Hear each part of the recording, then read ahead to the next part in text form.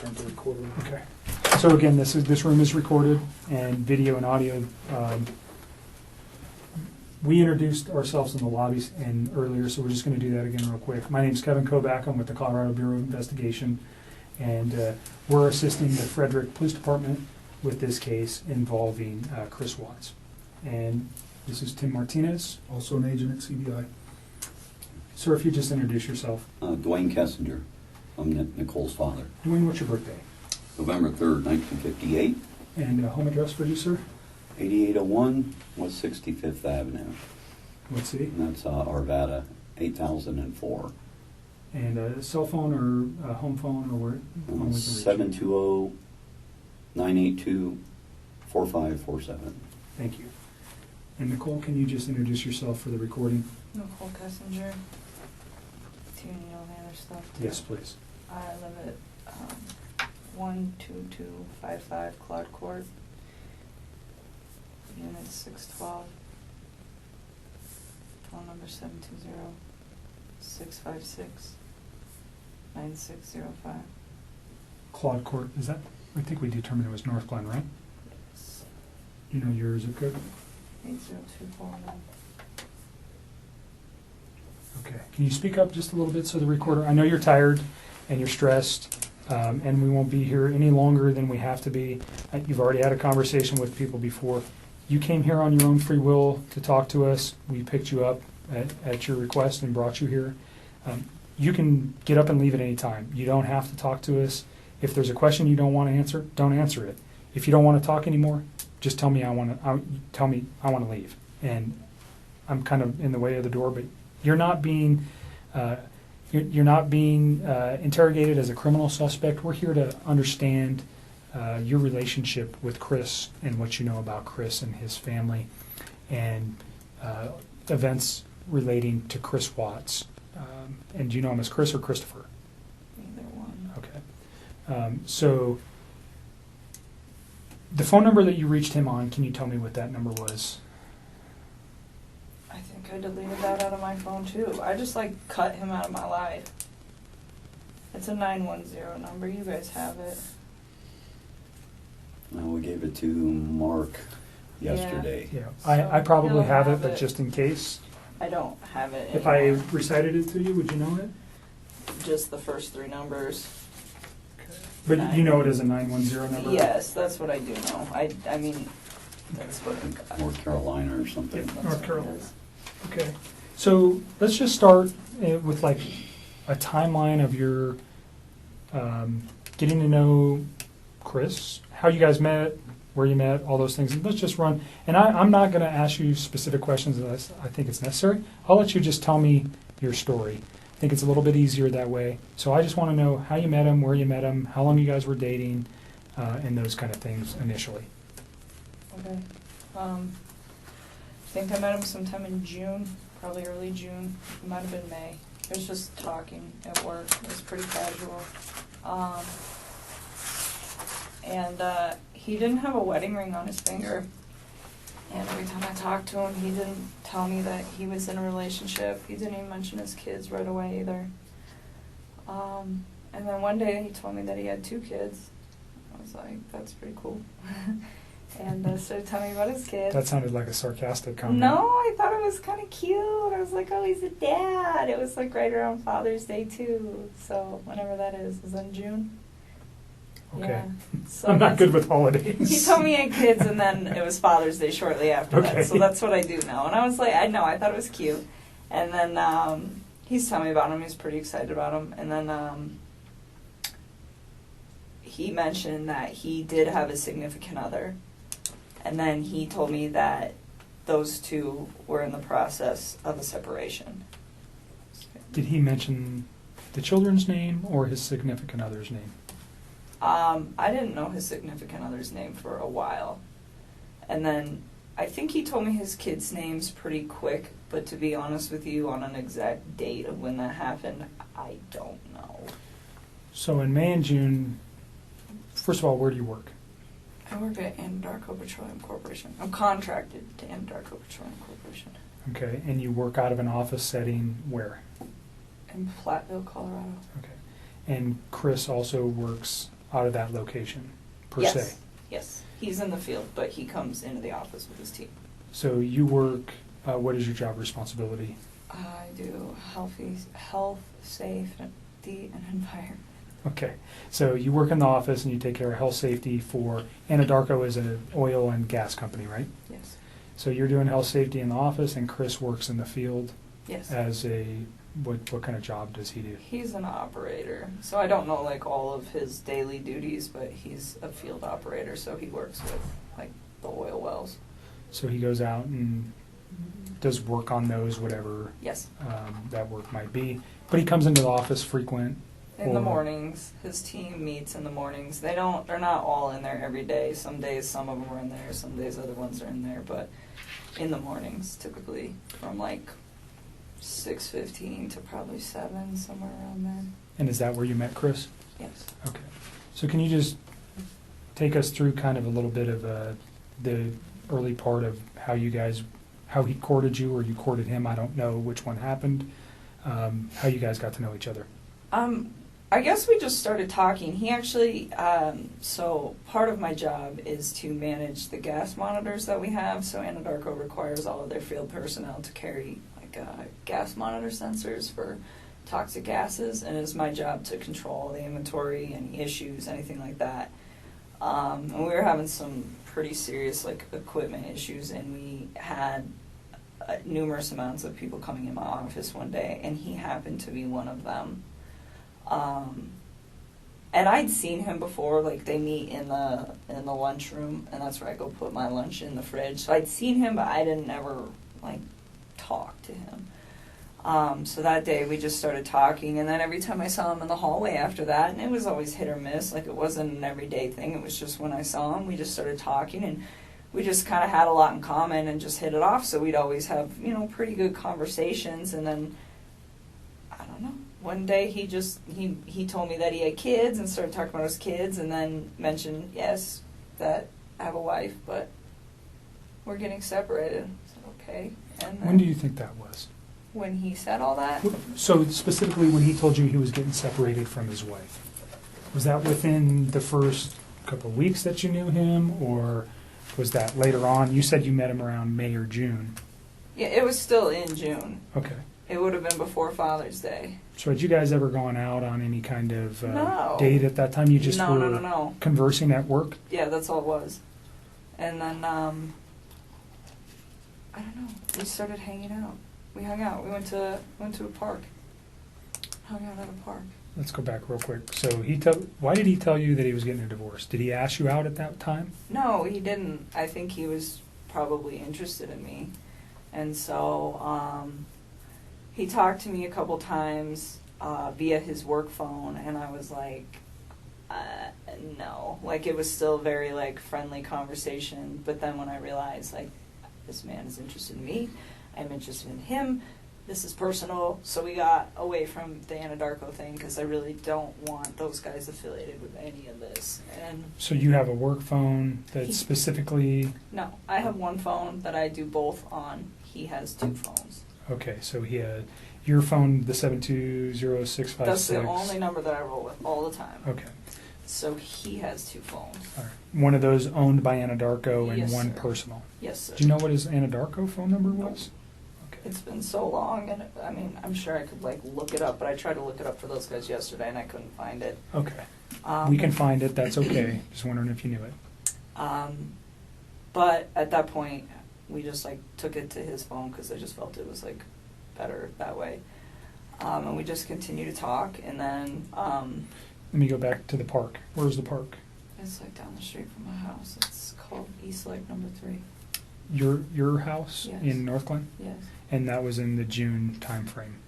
Or like the beginning of July. It was like right around my birthday. It's like so sometime at the very end of June or the beginning of July. Okay. And that's the first meeting you had outside of work. Yeah. The basic conversation for a first date? I mean, we kept it pretty simple, I guess, I don't even remember everything we talked about. We Sure. were there for a few hours. But Understand so if I ask about conversation, what I'm looking for, was he talking about his family? during any of these meetings? Those are the kind of, I understand, whatever you guys were talking about, relationship, your life, your interests, those things, we don't need to know that. What I'm interested in is knowing is when he brings up his children, when he brings up his wife, when he brings up financial information, when he brings up his home, when he brings up anything that may have been, and it's been a few days, so you've had a chance to reflect on some articles that you may have read, and unfortunately, that you're in a situation where somebody has been murdered. And that information, when you look backwards in your memory with the conversations with Chris, anything that he might have said that would be relative to that, and I'm not just, even if one day he was mad and he said, I want to do this or do that, anything like that, if he ever made any kind of statements that you were like, whoa, that was weird, or why would he say that, or why did he mention that? Do you understand what I'm looking for? No, I completely understand. I just feel like some of this happened so long ago that I can't tell you like the exact words of the exact conversation at the exact time and place, because it's like we had a lot of conversations. I mean, we talked every single day. So it's if there's like I'm trying to help you guys with the stuff that's more current. I can give you guys a lot more like detail and exact times. But when you're asking me about something that happened 6 weeks ago and exactly what was said, it's like, I mean, I'm sure I can give you a general idea, but to be honest with you, like to pinpoint exact words, it's not going to happen. I'm not looking for exact words, just more, let's say 6 weeks ago he said something that triggered with you last night. That's what I'd be looking for. Or something 4 weeks ago. And if you don't remember where it was or the specific words, that doesn't matter. Just he said something that was off the wall, or he said this or he said that has caused you a moment to pause and you go, wow, I wonder why he said that, now knowing what you know today. Do you understand where I'm going with that? I completely understand. And to be honest with you, I mean, there were several discussions that we had about his current relationship and where it had gone and what it had caused. And he talked about his kids from time to time. But the thing is he was never hostile. It was never anything aggressive. Like even when he spoke of his wife and the fact that they were separating, it was never like ill. It was still very kind. It was just like, this is not working, and would explain why, but it wasn't anything out of the ordinary or anything that I think would scare me. And to this day, even after everything that I found out, I still look back at that and I don't see any red lights with the way that he spoke of his family. Okay. Can you just describe his overall demeanor over the 8, 10, 12 weeks that you guys knew each other? It wasn't that long. It was like 6 weeks that we were hanging out. Well, I guess we knew each other longer. Okay, but you met him in the office, and just his overall persona, who was he aggressive? Was he mellow? Was he calm? Was he outspoken? Who was Chris? I think he's an introvert. I would consider him to be like a pretty, I don't want to say he's a very reserved individual. I think he's probably more reserved around other people. I think he emphasized to me that one of the reasons that he really enjoyed talking to me is because he felt like he could get out of his shell. He said around most people he just like didn't really feel the need to like talk and converse, and it wasn't just in his home life, just in general. It wasn't something where he's an introvert. And he said with me, it made him feel like he could really just start talking about things that excited him. And I think a lot of that had to do with the fact that we had things in common. So with me, I think he was a little bit more outgoing, but even then, I would still consider him to be an introvert. I mean, not on the extreme end. If an introvert went to like 1 to 10, I'd put him at like a 4 or 5. So on the lighter side of introversion. Pretty even-keeled. Yes, like really relaxed, like all the time. He was never really like worked up about anything. Just mellow, chill, easygoing guy. Very much. Okay. And he was that way with you. Did he ever have any kind of?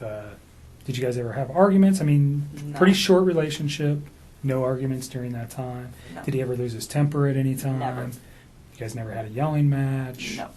So you never saw him upset or mad? No. And there was a couple times that we had some disagreements on things that as we like further progress into this story, you know, but it was never like, I am very calm when I talk to people. It's like extremely rational when I handle situations that there's a disagreement in, and he always was the exact same way. Like always. Like I never stressed anything. I think one thing that actually kind of drew me to him was the fact that he was like very open with communicating with me if there were any like differences on how we saw things or just like open-minded about things. It was actually, I personally thought it was kind of unique because usually most of the men that I've ever met are typically very closed off, and I didn't get that from him at all. But it was always like kind, very kind. So no sense that this guy had a temper or Not at was aggressive, or he never lost his mind and yelled and said crazy stuff or anything like that. Okay. No. So can we just kind of go back to your relationship? You say you guys had a lot in common. What was that? Oh, I mean, like, we were both really into fitness. I think that's important. It's a lifestyle. Both of us ate pretty healthy, so I think that was important as well. He's like a total gearhead. He likes cars a lot, and I don't know nearly as much about them, but it's always been something that I've been pretty interested in, so we definitely talk about stuff like that. And I guess he was always willing to like learn new stuff, and vice versa. Like I like to travel a lot, and it's not something that he's done a lot, but he seemed like really interested in what I had to share with him, and vice versa. So even if it wasn't something that we originally had in common together, it was just like, hey, I respect what you have to say, and vice versa. So you guys are just yin and yang. You got along pretty well. Very well. And no time, he never gave you any indication that None. that he was having issues. So during your guys' dating time, did you guys spend most of the time at your place? Always. Okay, always at your place. Or we'd go out, but I told Mark yesterday, he asked me if I went over there, and I told him about one time that I went over to that house. I've been to that house twice, but it was very, very brief, and it was not like an extended stay. I did not feel comfortable there, or like, I just didn't want to be there. It's not my life. Like, that is somebody else's life and somebody else's existence, and I respect that. That's their space. And so I used to tell him, well, come to my house because this is our space. This is my space. And so for me, out of respect just for, like, whatever situation he had going on and the fact that it's not my home, I felt that it was better to be in my place. And I live alone. I don't have any roommates or anything, so it's pretty easy to do that. So during June and July, were you aware that his family was not his? Did you meet his children? Nope.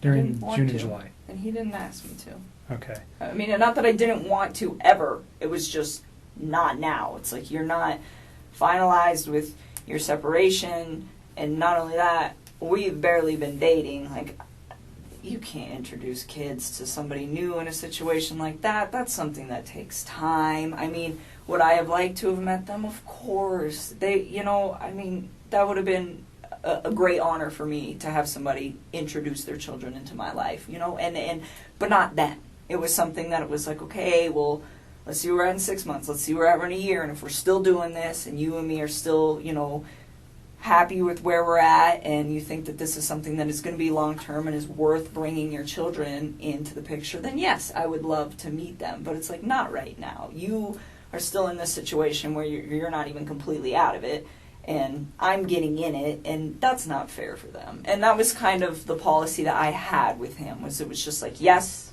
but not yet. So did he ask to introduce you to his children? Not at that time. Okay. I think both him and I were on the same page of eventually, if things went as they should in I understand your guys' relationship. relationship is very new and young. Yeah. So although it was short, just laying everything out helps us understand what actually was going on with him. And Yep.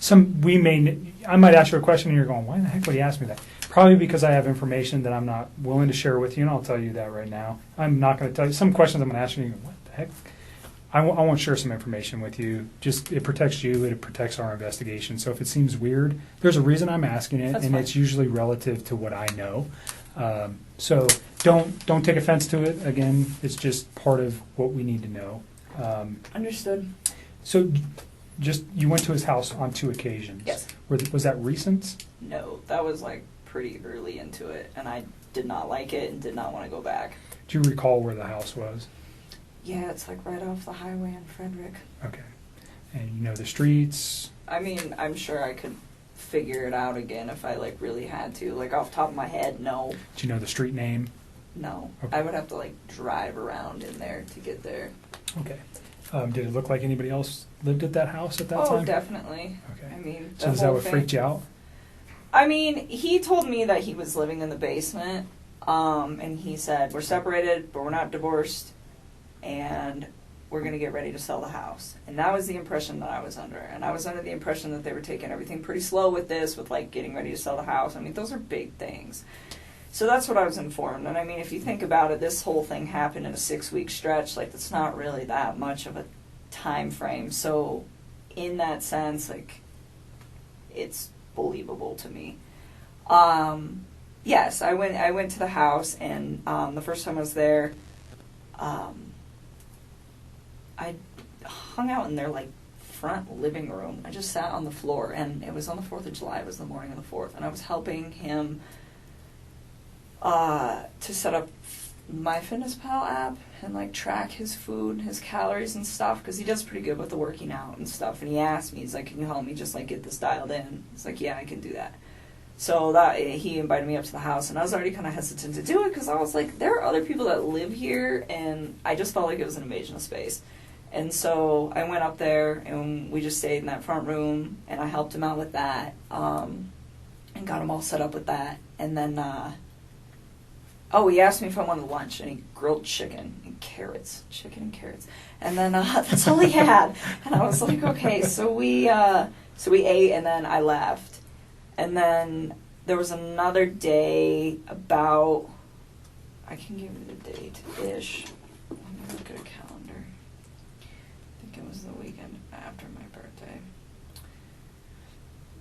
Just a thing on the courtesy for the phone for, what was that guy's name, Don? This gentleman, Oh. Thornton PD. I just met him today. Oh, Do you want to do the phone I forgot today? about that. For TPD? It's not for them. They're doing it for us. Yes. We don't have the equipment with us to do it, and I asked them to do it for us. They're not involved in this investigation. He would just be a computer person. He would not be looking at any of this stuff. That would fall to myself. So keep that in mind. He's not involved in this investigation. Thornton PD has nothing to do with this, other than letting us use their facility and helping us with some electronic download. He's not going to look at your phone right now. He's going to put it on a disc, and they're going to give it to me. Gotcha. I don't know. What do you think? I really want to help you guys. I do. I feel like this whole thing is just going to be crazy regardless of whether I give you my phone or not. I mean, that's kind of how I look at it. Like, it's happening. It's going to happen. Well, the text Media's just reiterate gonna- what you've been saying all along, so it's not like... Well, they do. That's the other thing, too. I mean, that's kind of a good backup. Yeah, I'll give I it think to 'em. you hit the nail right on the head. There's reasons why we want everything. It validates things that we know. I'm not going to come out and tell you that if you tell me something today, we'll validate it with your text messages, whether it's the ones we have now I or the will- ones you're going to give us. I'll give Certainly. it to 'em. If you want to go get him. I want you to read this, is what I want you to do before you decide that, okay? So the second time I went to that house, I'm not sure what day it was, but it was the weekend of the 14th. Of August? July. I don't know if it was the 14th or the 15th. One of those 2 days. But we had went out and we stopped there just real quick on the way back. And we were there not very long. But that time I saw a picture of his wife and one of his kids. And I remember thinking to myself, like, wow, she's so beautiful. And I like took a step back and I was just like, this man has a gorgeous house. He has beautiful babies. He has a beautiful wife. He has an awesome job. Like, why would he want to leave this? And I remember talking to him about it, and that was the first time that I tried to actually say, what do you think about not separating from your wife? Like, what if you really try to work on this? And he had expressed to me that we've tried to work on this and it's not working, so that is why we're separating. And I spent some time, like, just, you know, kind of, because it almost made me feel bad, where I was, like, to the point where I'm engaging in a relationship with a man who, the way he described it, is in a contractual agreement, but was not in, like, an emotional relationship with somebody. And for me, the way I would have preferred to do this is to have waited till that contractual agreement was also done, and he was done. And he could have approached me and said, I'm just had a divorce, you know, maybe we could take this slow, what do you think? But instead it was, oh, we're separated and we're working on a divorce. And that is the part that I feel bad about, because I should have waited on that and I didn't. And, you know, I was just like, well, they're already there. So, you know, but then being in a house was just like, why? Fix this. Find a way to fix this. Make it work, you know? And I was like trying to push him to do it, and he seemed pretty reluctant to do it. He didn't want to.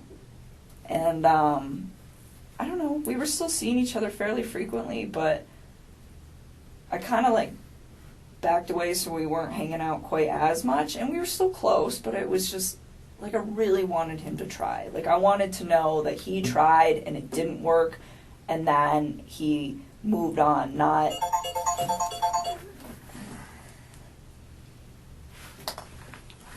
that, you know, they both kind of tried and then he got himself into a situation with somebody else. And I don't know, I just thought he had a beautiful life going on, and he could have made it work. That was the way I looked at it from the outside. So is this something you reflected on since this event, or was this you? No, I was doing it then. Like, you said this doesn't look right. He's kind of, I don't want to be responsible for breaking up a marriage, especially with 2 children. Is that kind of the gist I'm getting here? I didn't think it didn't look right. I mean, I think he was legitimately sleeping in the basement, and I didn't think that these two were, I mean, I think it was like, hey, we're both stuck in this house for now. We got to sell this. In the meantime, you live here, I live here. We sleep in different rooms, take care of the kids. That's just like kind of how I took that. And no, I didn't think it didn't look right. I just thought it just seemed like he had so much going on, and it was just beautiful that I was like, why don't you just try this out, you know, and see if you can fix it. And he'd always be like, well, what about us? What about us? I'm like, don't worry about us. Like, that is more important. Like, try to see if you can, like, salvage whatever it is that you have going on with your wife. And you know, I always got the impression that he was a great father to his kids, like, always. And so, you know, I was like, and be the dad that you want to be. I was like, and see if you can make it work. And he just, like, we kind of talked about it off and on for, like, a few weeks. And I was just kind of like, I don't know. Like, I think I was kind of, like, cold feeting about it after I went over his house. And so this was, like, pretty early on. And then he told me that, he went to North Carolina.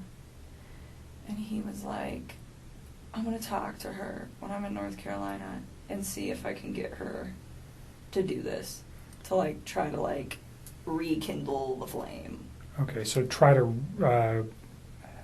salvage his relationship as you've been asking him yes, to do. And then if he When decided, did he go to North Carolina? I think it was, like, the last week of July, somewhere around there. Okay. So, I mean, this was, like, a couple weeks that I was just kind of, like, trying to push him to do that. Let's pause at North Carolina, and we'll come back to that real quick. I want you to read this. If you don't understand what it means, then ask me the question. But basically what it says is you have the right not to let me look at your phone. I'm asking to look at your phone for the purposes we previously discussed, for the text messages and your phone log, and unfortunately the photos that are attached therein too. That information is only relative to this investigation. I'm not looking at anything else except for the conversations between you and Chris Watts, and the phone data between you and Chris Watts for phone calls, for times and dates for those phone calls. And then the content of the text messages that are there. And we'll write that specifically down here. Understand that. I just don't want anybody to get some of those texts. Like, they have nothing to do with this case, and they're just like... Between you and Chris? Yes, they're just So just tell me what you're... They're just kind of raunchy. Like, Okay, I well, don't need anybody. everybody's I an don't adult. Need that posted like We're not going to somewhere. post it. I don't need. I don't want the newspapers to get that. That's all I want. The I just only need ones them that to we would not be get looking that. for, again, is the same kind of questions we're getting to here, is things about his children, things about Understood. his wife, the Understood. questioning of, did he ever, has he ever said something to you that might indicate, maybe not then, but now, that there was something like this in his mind? Or, you know what we're looking for. I don't need to come out and tell you that. I understand the embarrassment of particular photos or potential sexual types of conversations you may have had with Chris. It's not relative to the investigation, and we don't care. Okay, you're an adult. I'm an adult. Everybody in this room, even your dad, and I give it to you for saying that stuff in front of your dad, because I'm not sure many women could do that. So that's not what we're after. We're after the information that corroborates things that you've told us, and also that corroborates or may tend to prove that things that Chris told us were a lie. You understand that? And that's maybe going a little bit far. I usually won't tell people that, but because of your reservations, that's what I'm looking for. If I can disprove something he's told me by a phone records don't lie. People do. Okay? So if I can disprove something that may be important, that's what I need it for. I'm not saying I can. Has it happened before? Absolutely. Is it critical in cases that I've worked in the past? Yes. So that's why I want it. Okay? Again, you don't have to give it to me. You can tell me, I don't want you to have it. Go get a warrant. I'm not even going to tell you if I go try to get a warrant right now. I'm just asking for you to consent. And again, we can write right here what you're willing to give me, which is the text messages and the phone log. And unfortunately, again, the attachments on some of those text messages. And I'll write it on there, and then you'll just sign it. Okay? Do you understand the questions there? Do you have questions about any of the things that it says? You understand you don't have to do this. You're doing it of your own free will.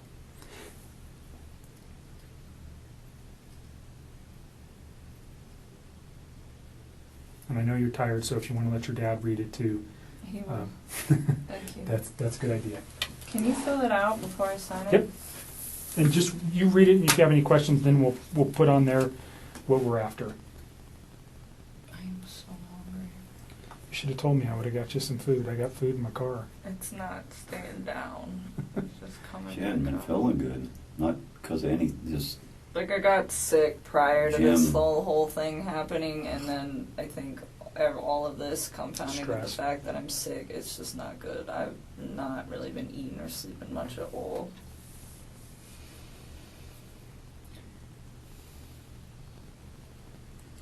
yeah.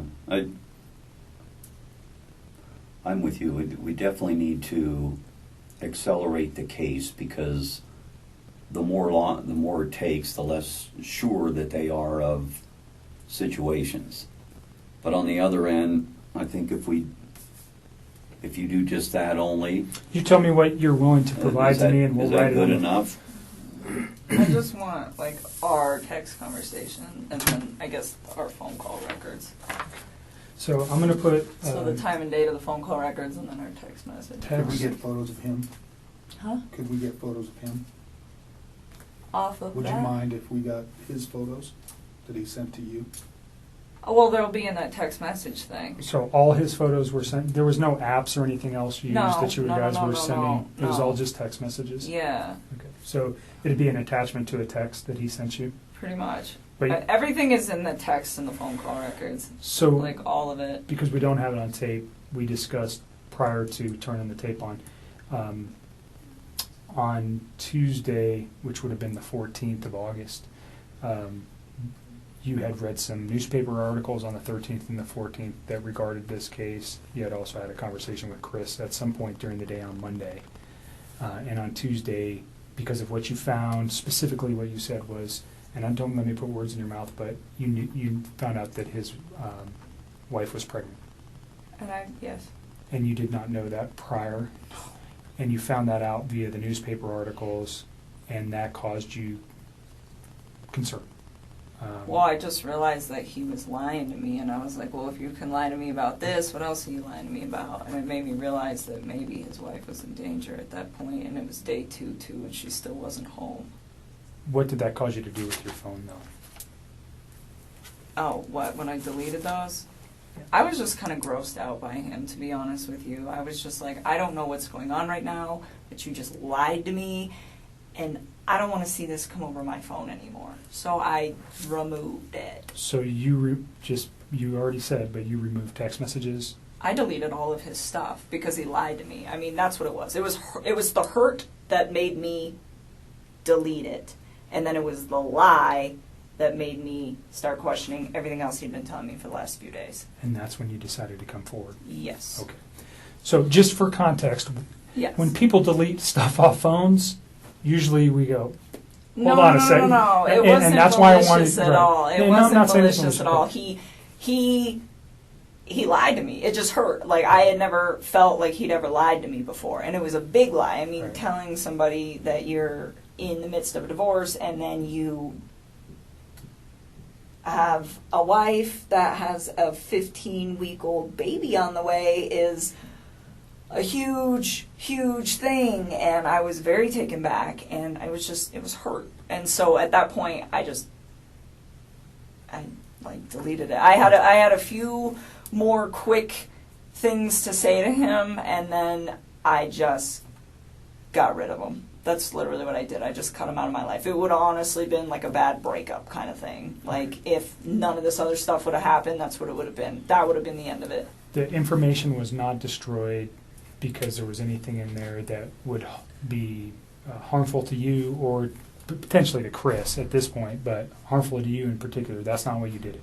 No. You did it out of, excuse my language, this guy's an asshole, so I'm getting rid of him, and I'm getting this stuff off my phone. That was like me kicking him out of my life. Okay. And then, like I said, and then realizing that he lied, that was when I was like, okay, maybe his family is in danger, and they're not coming back, and they're not staying with a friend. Yeah, when did I go over there? Tuesday morning? Wednesday morning. Wednesday. I called you Wednesday morning. That's when we started discussing you guys need to get everything that it just... You can understand the importance of, Oh, no question. We were... like I said, people lie, phone records don't, and they really help specifically establish dates and times. Mhm. I think we have a very good grip on that in this case already, but there may be a time when we go, we need to know something else, and then we would have it. We don't want to lose it, and that's really what it is for us, is if we lose information that later on we go, man, I wish we would have got that. And we may never even use these. We may never even look at them. But if we have it now, then we don't worry about losing it. So I appreciate you being cooperative and giving it to us. Yeah. So the first thing I wrote was text messages between Chris Watts and attachments. Okay? So, because we're talking about the photographs, unfortunately, that cause you much disdain. And then I am going to put phone log for calls between yourself and Chris Watts. Your phone number is 720. 656 9605.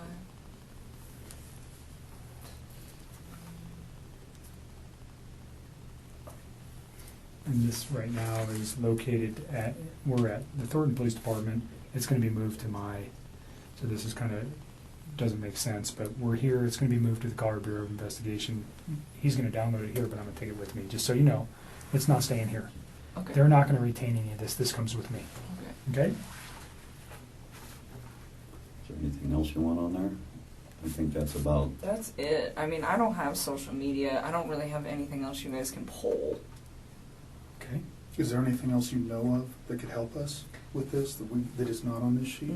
As far as like data, That's on your phone? no. I mean, everything we did was like text and talk, pretty much. I mean, and like I said, any pictures that I had, like even if you were to restore all my regular photos, there's so many pictures in there, and you wouldn't even know which ones were for him and which ones weren't. But any picture that I wanted to send to him, I sent via text. So if you guys go through the text and the attachments, you will have, you will have everything that wasn't said verbally and was done via text. But I think that's it. Like, I don't have anything else. As far as, like, no Facebook, no Instagram, no Twitter, no LinkedIn, like, none of it. So, there was never any of that kind of correspondence. So I think that should probably cover everything you guys will need. Is there any particular messages that would help me so I don't have to look at, because whatever's on your phone, I don't know how long we're going to get back to, but let's say is there a particular date or time or message that stands out to you that would be relative to, specifically to the investigation into this case, that might assist me in understanding why something like this could have occurred? I'm still in shock that this whole thing happened. I Like, can imagine.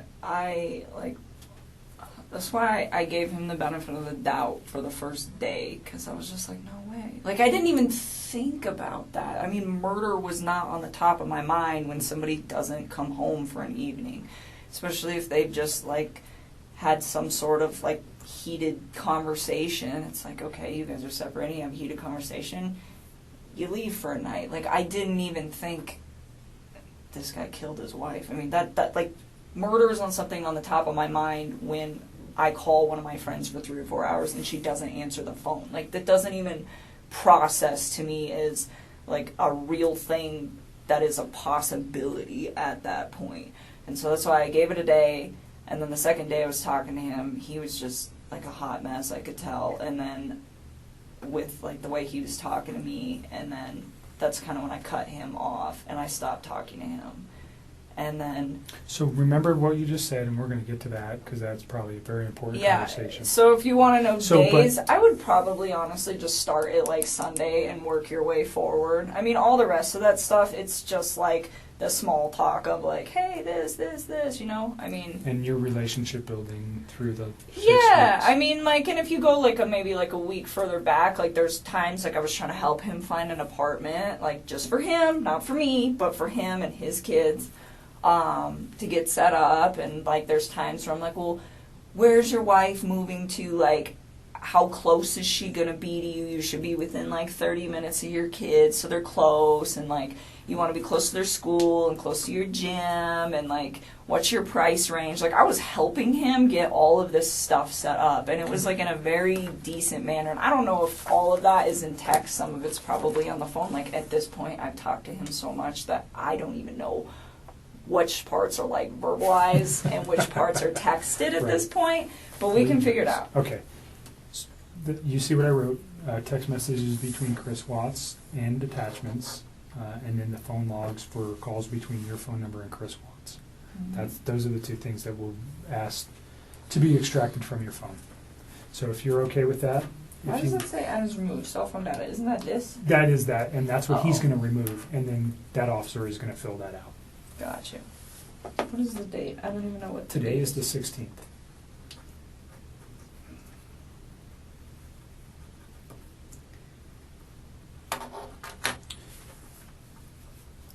You want to add anything to this?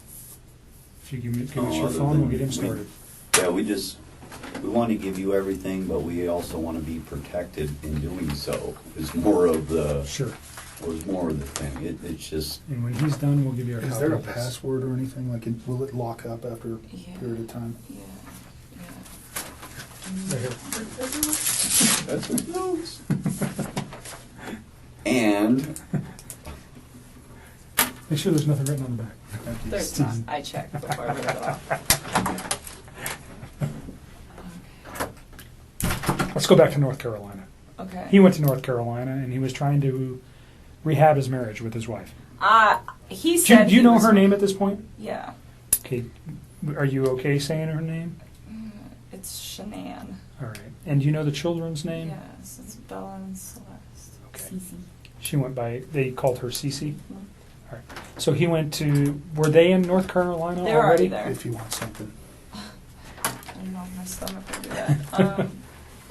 Yeah, they were already out there. He just flew out there to meet up. Do you know why they were there? They're all from there. Okay, so they were there They for... were visiting her family for the most part until he got there, and then they still were mostly visiting her family. Okay. Hey, do you know how long they had been there? A while, like weeks. All right. And he flew out to join his family there. Yep. Did you know specifically where he flew to?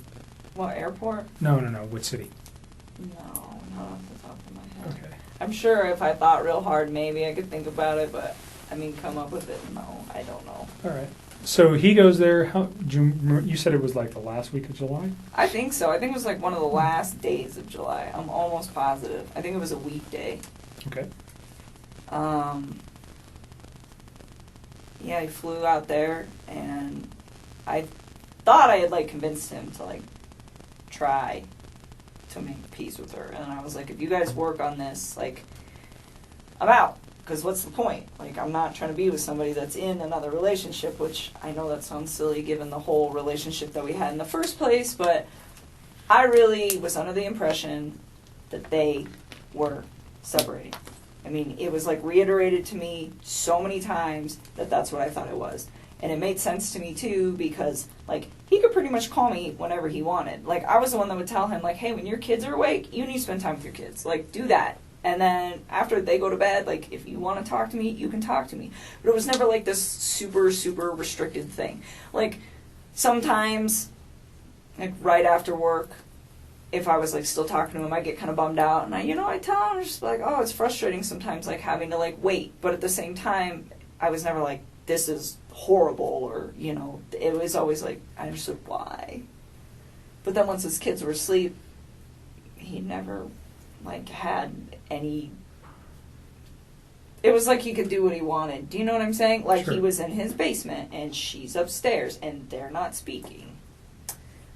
So it kind of made sense. It wasn't like, And you guys are sneaky just at night. texting and... Or talking or whatever, Right. I mean, and it was like I said, it was at certain times, but that time, and originally it wasn't, but it was me that put that time frame on there because I thought he should hang out with his kids. Those 2 times you were at his house, did you see any evidence of that? Him living in the basement? Did he ever show you that area or anything? I've seen it, yeah, I went down there and saw his little workout equipment, and there's a bed down there all set up, and the basement was all clean and organized and stuff, so, like a decent bed set up, so it made sense to me, like, hey, this is what's happening down here. So I saw it. Even though his family was in North Carolina for multiple weeks, it appeared that he was still living in the basement. Mm-hmm. Well, and he told me sometimes he would like go upstairs and sleep if like he was home alone, because I know she'd like go on business trips and stuff. But he's like, I don't like that bed anyway, so he didn't really like sleep up there. I was like, okay. Even when it was just him, so Okay. that was the impression that I got. I don't know what you're talking about. North Carolina. Go back to North So, Carolina. North Carolina. So, he still made very frequent communication with me when he was out there. And at one point, he told me that they sat down and they talked about it. And he told her that he wanted to either fix things or like to try to fix things, and if she didn't want to fix them, then they needed to like move forward with the separation and like actually file for a divorce at this point was the impression that I got from this, and was what he told me. And so he said that she was like pretty receptive to just not trying. He was like, she seemed like she just wants me to go. He's like, when she has her mind made up, she has her mind made up, and that's what she wants. And he's like, she doesn't want to try anymore. And he's like, and neither do I really. And he was like, it's done. And he's like, and then the next day, I don't even know what days these were, sometime when he was out there, he told me, we're putting the house up for sale as soon as we get back. And I was like, well, that was quick. And he was like, it's her, she's ready to go. And I was like, okay.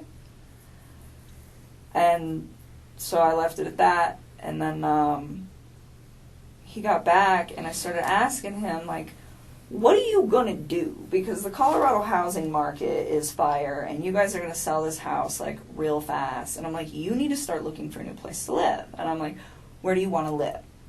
And I was really trying to help him out. I'm like, do you want to get a house? Do you want 3 bedrooms so you have one and each of your girls have one? I'm like, do you want to, like do an apartment? Like, what do you want? Where do you want to live? Because he's in Frederick, but that whole area over there is just like a bunch of small towns, and you can kind of just pick and choose. Everything's kind of, and so he told me, well, I like Brighton, and I was like, okay. And then he told me he wanted a 2-bedroom apartment, and he said he wanted one room for him and the other room for his 2 girls. And I thought it was kind of cute. Like, I remember telling him, I was like, yeah, me and my sister had bunk beds, like, at my dad's house. And I was like, when we were little girls, and me and my sister were the same age apart as him and as his 2 daughters, you know. So I told him, I was like, they're going to love it. I was like, they might be, like, stuck in one room together. I was like, but they'll become, like, best buddies. And it was really exciting. Like, I liked helping him, and I just wanted him to, like, I don't know. This is what he told me he wanted. So I was like, well, I will help you do the research. But another thing that I really took care of was to be like, where is she moving to? I was never like, you know what, screw your wife, try to get full custody. None of that bullshit. It was always just like, you know, I'd ask him, I'm like, well, what kind of custody are you guys going to have? Because he at work, they're about to switch his schedule. So right now he's like a Monday through Friday, and they're about to switch these guys to 8 days on, 6 days off. That's tough. That's awesome. And I was asking him, I was like, are you going to have your kids like on that set of days off? I was like, because that would work perfect, like 1 week on, 1 week off. And I was just like, you know, we just talk about it. And I'm like, what is your plan? And he's like, we haven't figured out exactly what we're going to do about the kids yet. But he told me, he's like, Colorado's a 50-50 state, and she's okay with everything 50-50. Like, he said that she was like on board with this because she wanted it too. Like, she was checked out of this relationship. So that was, like, how he made this sound. That it was, like, a very, like, kosher, we're done kind of thing. Did you ever give him, like, books or articles or anything to read about saving your marriage? Did you ever provide anything to him like that? About saving his marriage? Yeah, like how to recover a marriage or how to save your marriage. Or, you know, there's all sorts of publications and books out there. No, but I did tell him, and I don't know if I did this through text or phone. That will be something you guys will, I'm sure, figure out. But I told him a few times, like, I think that you should take the time to read some articles about what separation does to kids. You know, and I told him, I said, when my parents separated, we were literally like 3 and 5. We were almost the exact same age as these little girls. And I told him, I said, you know, I was so young when it happened that it didn't really have like a big negative effect on me because I was so small that I didn't really process it too well. I was like, but I do have cousins that their parents got divorced when they were like 10, 11, and I think that it hit them a little harder, you know, and he's like, oh, they'll be fine, you know, and I told him, I was like, even though they're small, and you think that they'll be fine, I was like, I think you guys should just read about it just so that you guys are prepared in case, you know, one of these two starts having a hard time with the fact that you guys aren't in the same house anymore, you know? And I would tell him, I was like, you know, there's pros and cons to it, like, because he was, like, getting ready to do it, and it would be like, you know, it's kind of cool having 2 Christmases, and, you know, like, your parents get to go, you know, be happy doing whatever it is they want to do with their lives, and they don't have to be in a situation that's probably not good for the kids because it's not good for those two, you know, but at the same time, it was like, just read. Like, that's what I always used to tell him. I'd always tell him to, like, I tell people to read about everything. Reading is so good for you. So he, at this time, is telling you that, yeah, I am the guy trying to save the marriage and she doesn't want it. That's what he told me. So, and then he was like, she doesn't want it, so I'm not going to do it. And then it was like, we're filing for divorce, we're selling the house, and this was like all as soon as they were coming back from North Carolina, like boom, boom, boom, boom, boom. Would you recall when he gets back from North Carolina? No, I don't even know how long he was out there. I know it was like less than 2 weeks and more than 1. Okay. I don't remember. So he comes back early August. Would that be fair? Oh yeah, it was definitely like in the first 2 weeks somewhere. All right. Probably the second week of August at some point in that. I don't remember when. Does his wife come back with him at that time? Or Yeah, they all came back. They all come back at the same time? They all came back. And then, yeah, so he continues to just, you know, tell me that this is like what he wants. And so I took the time, and you will see that in the text too, where I I found this apartment. It was perfect. It was so cute. I was like, it's in your price range. It's like 6 miles from the gym. It's 23 miles from work. I'm like, you know, it's super close to Frederick. It's going to be by your kid's school. Like, this is the spot, you know, and I told him, I was like, I'll keep looking for more places. And he's like, well, there's some that I want to go see too. And he actually had me thinking that he was going to go look at these places this week. before all Okay, this. so this is fairly recent then, if we're this talking. just happened, like in the last. He's going to couple go weeks. look at apartments. He wanted me to go during, with him. when you say this week, are you saying Like this Monday this was week. the 13th? Like this week. Okay. Yeah, so I told him, I was like, well, pick out a few spots, and if you want me to come with you, I'll go look at them, but you know. You said earlier that he had never, or that the apartment wasn't for you and him. It was just for him and his children. Oh, yes. It was you had no intentions of moving in with him. No, I have my own spot. I still have a lease there till July, and even then, like, he never asked me to move in with him, Okay. and I never tried to move in with him. I mean, I told him, I really try to take everything with this whole situation very slow. The only part that I screwed up on was the fact that he wasn't completely separated from her when him and I decided to spend time with each other. That is where I screwed up. But other than that, everything else, it was always like, you know, you build your life, I'm going to build my life, we will intertwine them, but I am not ready to, like, do this. And he respected that. And I even said that, and I don't know, that might be in the text, but said that too, where it's like, Chris, like, you need space. Like, you're just getting out of a divorce. Like, personally, I think jumping into a new relationship is a little quick. It's like, I was in a relationship earlier this year, and I think this is also a little quick. And I'm like, so why don't we take our time? And I'm like, if you guys end up doing a week on, a week off with your kids, I'm like, the week you have your kids, be with your children. And the week that you don't, I'm like, I don't even want to see you every day. I'm like, I think we should spend like a few days of that together. I'm like, because I like my space, and I think you need your space. I think you need your space to, like, develop your identity again and, like, get it back, because I think he's just been, like, so wrapped up in this whole thing that he's got in his own life and his life that he doesn't remember probably what it's like to, like, be single or have time where it's, like, just him. Sure. And so I was just like, you know, like, embrace that. I think it's a beautiful thing, and I really try to, like, take it smart with all that. And it was the same thing with his kids. I was just like, you know, like, and we talk about things every once in a while where I'd be like, hey, if I ever meet, you know, because, like, I have a lot of house plants. That's a good example. So I have a lot of house plants, and I told him, I was like, one day if I ever meet your kids, I was like, I'm going to show these girls how to, like, paint pottery and plants. I was like, I think they would love to see something grow that they built. I think it would be really, really cute. And, like, little stuff like that, but it wasn't very frequent. It wasn't, hey, we should get married, and hey, we should have babies, and hey, I want to live with you, and hey, I need to meet your children now, and let's cut the mom out. It was never like that. And there was never any conversation about, you know, we can't do this with her around, we can't do this with the kids around. No. He never said that, you never said that. No. So the way you guys were trying to make this work was just, you know, slowly trying to come together because of his current situation, and you, by your own account, Mine. I mean, I you're don't just wanna a independent person. It sounds like pretty much, Yeah. and but through text message or through conversation, he never said, "Hey, you know, this isn't going to be financially able. I'm not going to be financially able to do this," or "This isn't a good thing. I got these kids." None of those conversations ever came up. No. I mean, he told me, like, he had a budget restriction. So for his apartment, and I'm pretty sure this is in the text, and this will probably be in the last couple weeks, he told me $1,100 to $1,400 when I was asking him. Like, because I told him I'd help him do homework. I was like, you do some homework, I'll do some homework, we'll knock this out, because if you guys are for real putting the house up, you got to figure it out. And so that was his budget. And I remember asking him, I was like, you sure you don't want to just get, like, a house? And he's like, I never thought about a house. I'm like, yeah, you can rent houses, man. Like, it's a thing. And he's just like, I don't know if I can afford that. And I was like, okay.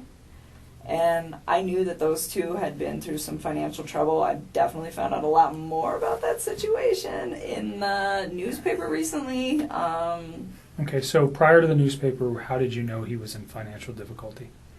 Because when I went to that house, everything in there is very, very, very, very nice. It looks like it all comes with a very expensive price tag.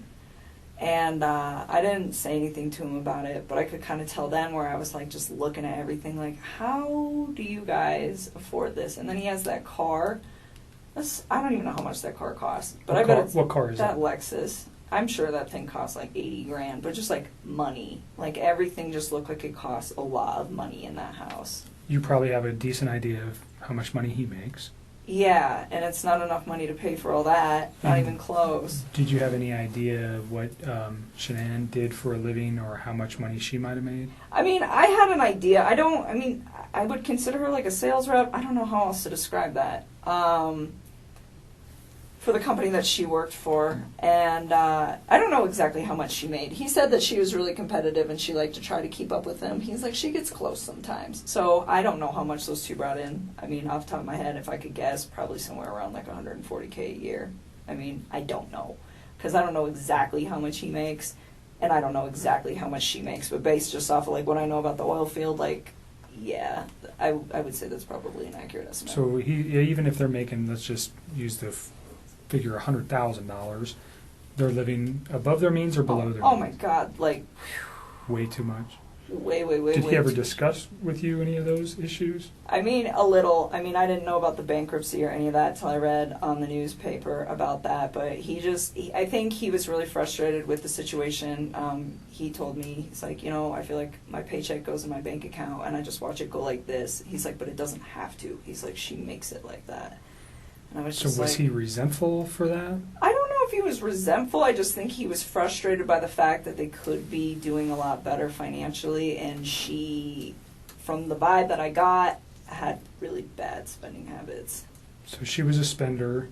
The car hers or his? I think it's hers. Okay. I'm pretty sure that that's hers. Do you know what other car they might have? Well, I mean, his APC pickup truck. And that's it, I think. That's owned by Anadarko, though, right? Yeah. But so I don't think they own any other vehicles as far as I know. I think it's just that thing. And Anadarko doesn't allow him to drive that on his own personal time, right? No. So he's just got one vehicle. Yep. And it's a very expensive Lexus. And then they live in a pretty expensive house. It's a huge house. Yeah. I was very taken back when I saw it. I was just like, whoa. How? And then you the guys... fixtures inside caused you to pause. Everything was just like. And then you mentioned today you read something about bankruptcy. Yep. What did you read? That those guys filed bankruptcy for a lot of money in. Who are those guys? That couple. Okay. In 2015. Oh, Shanann and Chris. Thanks. Filed bankruptcy in 2015. Okay. And you said for a lot of money. Do you recall the amount? No, because it was different in each of the newspapers, and I don't know which one to believe. Okay. So, hundreds of thousands of dollars. So, yeah, I didn't know that. Let's go just back to him and the financial. He tells you he has a concern enough to at least express something to you that he's frustrated with the way she spends, or he's upset with working so hard and never having any money, and she's kind of the responsible party for spending most of the money. I pretty much got that vibe. I mean, he just told me, he's like, we're house broke all the time. I was just like, that's unfortunate. And I asked him, I was like, do you have 401k? And he was like, yeah. And I mean, the reason I ask him this is because if I get in a relationship with somebody, I want to know, like, what kind of baggage that they have. I think that's important if I walk into a situation where I'm like, hey, I have good credit and I have all these things that I've been building, and you don't have your stuff together, like, what are we going to do with this? And it's important for your long-term You're smart. thing.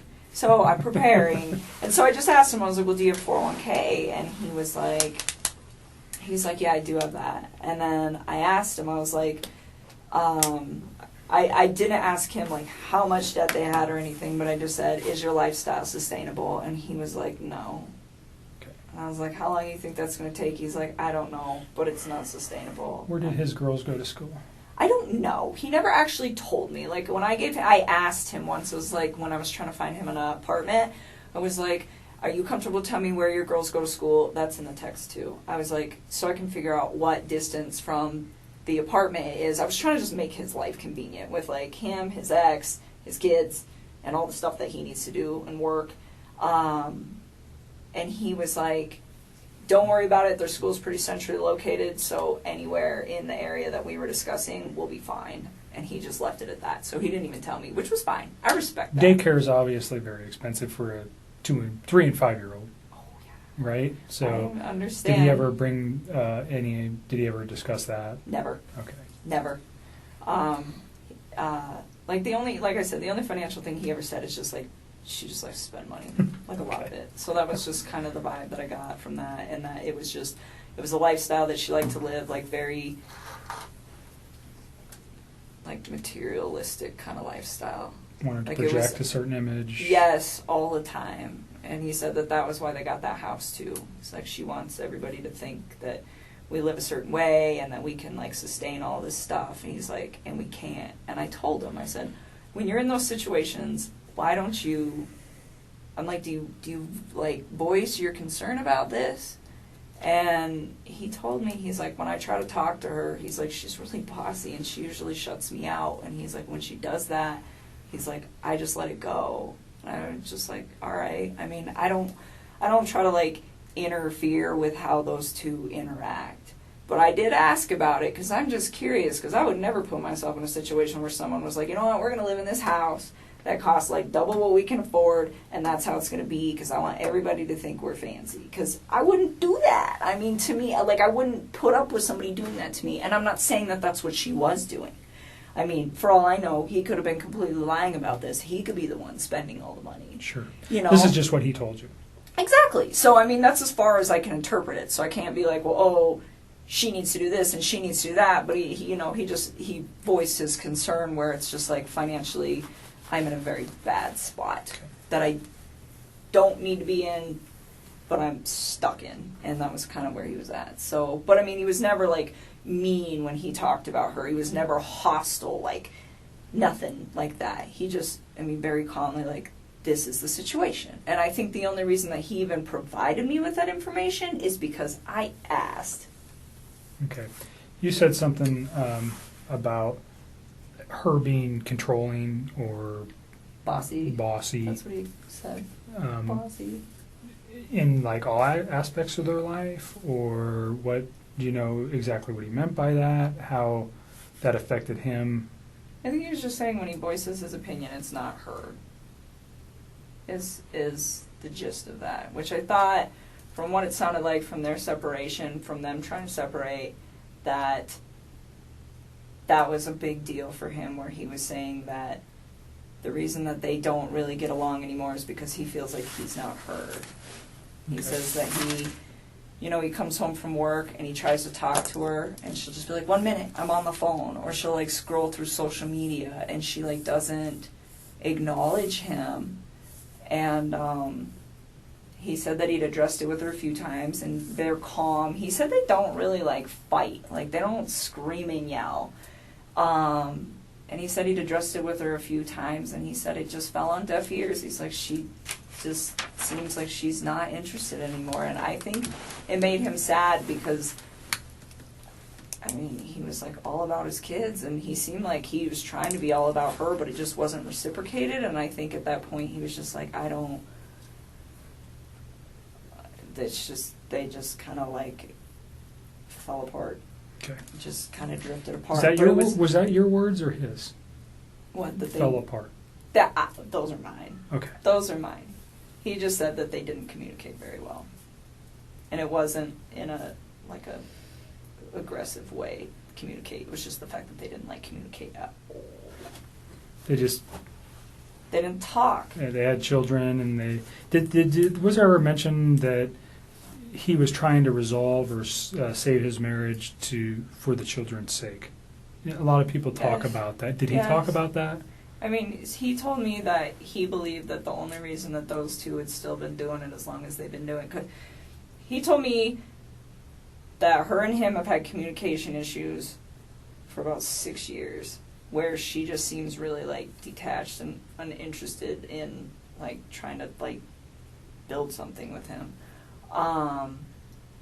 And he said, and I said, 6 years is a really long time for you guys to not fix that, considering they were married for what, 8? I mean, that's like the majority of their marriage. And he said, sometimes I think we just do it for the kids or something like that. I mean, it's been a long time since I've Sure. seen these conversations, so I don't know like And verbatim, that's but it was we're trying pretty to much just like, get you to remember some yeah, things. like, but he said it wasn't just him though. He was like, I think she does that too. Okay. You know, I mean, and it was like this equal part where they are just kind of like going through the motions, I think. Mm-hmm.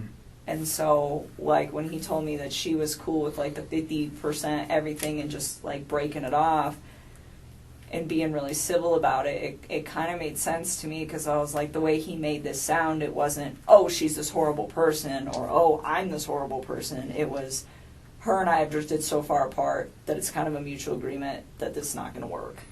So in those 6 years, though, they had 2 children. Yep.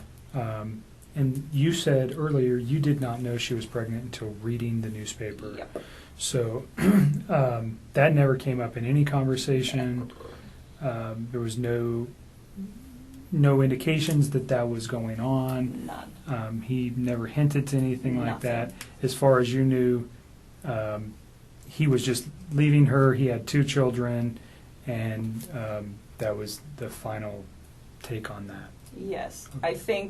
I know why he lied to me. He lied to me because if I'd have known that he had a child on the way, I'd have never wasted my time with him in the first place. Like, none of this would have even occurred if he would have just told me the truth. So do you think if he found out that you,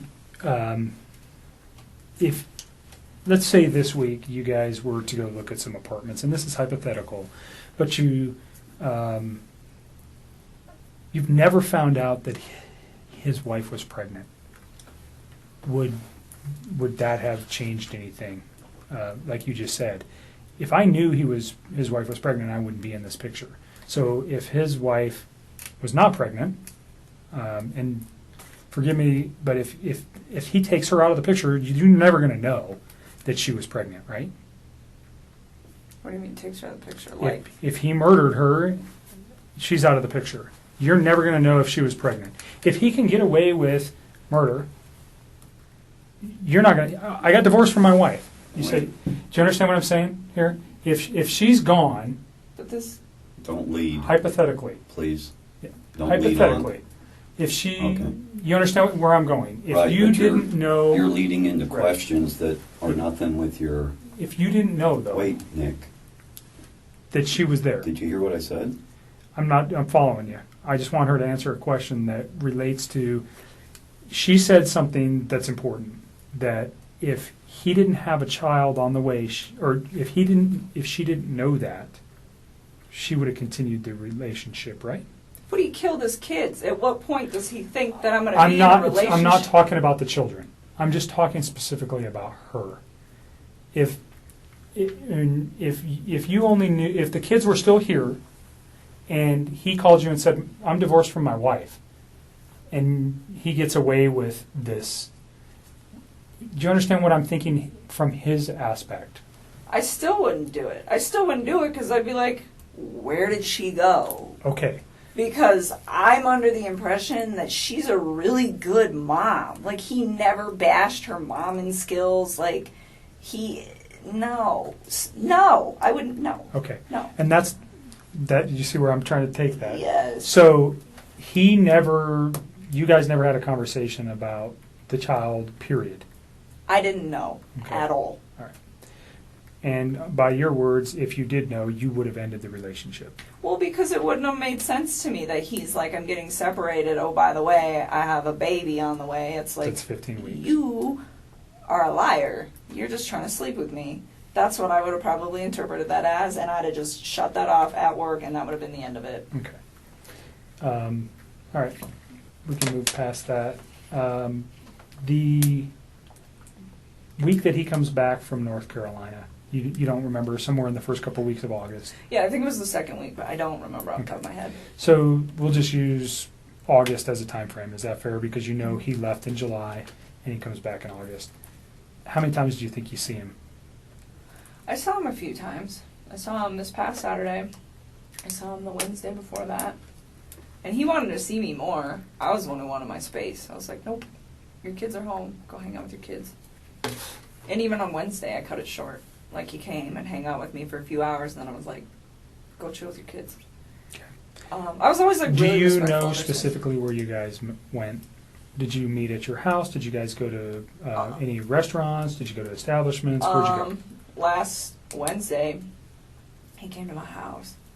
And this past Saturday, we went to, what's the name of that bar that we used to go to? It's not the same, the Lazy Dog, but it's the one off of 144th and I-25. I think it's 144th, up there. And it's the Lazy Dog? Yes. Did he ever mention a Rockies game that night? No, I don't think so. But there was the Broncos were playing, Okay. which we couldn't see because they sat us in really crappy spots. But it's okay because it's preseason. But So do you recall what time you went there? no, I remember. Well, kind of. So he had to get a babysitter that night. Do you know who that was? Somebody who's really young. I remember I asked him who his babysitter was, and he's like, "We have two. This girl's only 17, but the other one's out of town, so this girl's gonna stay, and she doesn't do overnights, so I gotta be back by 10." And I remember her saying that, and him saying that, and I don't know what time he got to my house. It was between, I want to say like 5:30. It might have been 5, but I don't think so, because I think the babysitter, if I remember correctly, showed up at like 4:30 or something, and he was like, "I want to spend time getting my kids acclimated to her, and then I will come." So his children didn't even know her. Oh no, they knew her, but he was saying like he likes to like stay there for a little while he doesn't just like walk out the door when Okay. they show up. It's like a transitional thing. And so that's why I'm saying I don't know how long it was. I want to say like 5:30, and then he had to be back by 10, so he left at like 9 something to be back by 10. So he probably picks like- you up. What was he driving? No, he didn't pick me up. He came to my house. We drove my truck. Okay. So he gets to your house. You know what he was driving to get to your house? Off the top of my head, I don't remember. I'm pretty sure he usually drives that Lexus, but he doesn't always park it in my complex because the parking, there's not good spaces. So where you guys pick me up at, a lot of times he'll just park out there because there's room. Okay. So that kind of works so that because there's just not a lot of room in my apartment complex. But off the top of my head, I don't know what he was driving. What kind of truck do you drive? I drive a Toyota 4Runner. Okay. So you guys take your 4Runner to the Lazy Dog. Yep. And you said they sat you in crappy location. It's just Where a where bad- were you inside the bar? When you walk in, you just hang a right, and we were like one of the first 2 booths on the right. When you walk in the door, Okay. it's just not a good. It's a good spot, but just not for the TVs. And we actually went to the other Lazy Dog. We went to the one that you and me go to. Where's that at? Federal and 100 and 20th. it's 120th and Federal, and we went there, and they have a different menu, and I was like, I don't want to eat this food, so we should go to the other one. So initially you go to the 120th Yes. location. Did you And- actually get seated? Kind of, sort of. They were like cleaning off a table, and we were standing there, just kind of looking at the beer menu and the food menu, and I was like, I don't want this, and so we 6 left. o'clock? Probably somewhere around there, 6:30, and then we left and went to the other one, and we ate dinner. And you're in like first or second booth right to the right of the door. Uh-huh. I'm just asking because if they have video, we want to be able to verify that. Uh-huh. So that's why it's important. Uh-huh. And you're there for how long? I don't know. Probably we didn't stay for dessert, so I don't know. How long's the restaurant take? Like an hour and a half? I don't know. I've never been to the Lazy Dog. I don't know, probably about an hour and a half, and then we went back to my house for a little bit, hung out at my house for a little while, and then he had to leave, and then he left. Do you recall what time he left? Off the top of my head, no. I remember he was like gonna be late to be back at 10. I think there's a text message where he starts texting me when he's home at his house. Okay.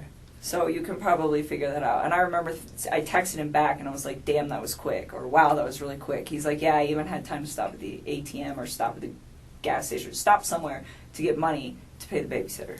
Okay. And I was just like thinking like, well, that was really fast. But I think he was still like a little late coming back, but nothing too drastic. So he probably left my house like somewhere around 9:30ish. All right. And you know, he goes straight home. He texts you.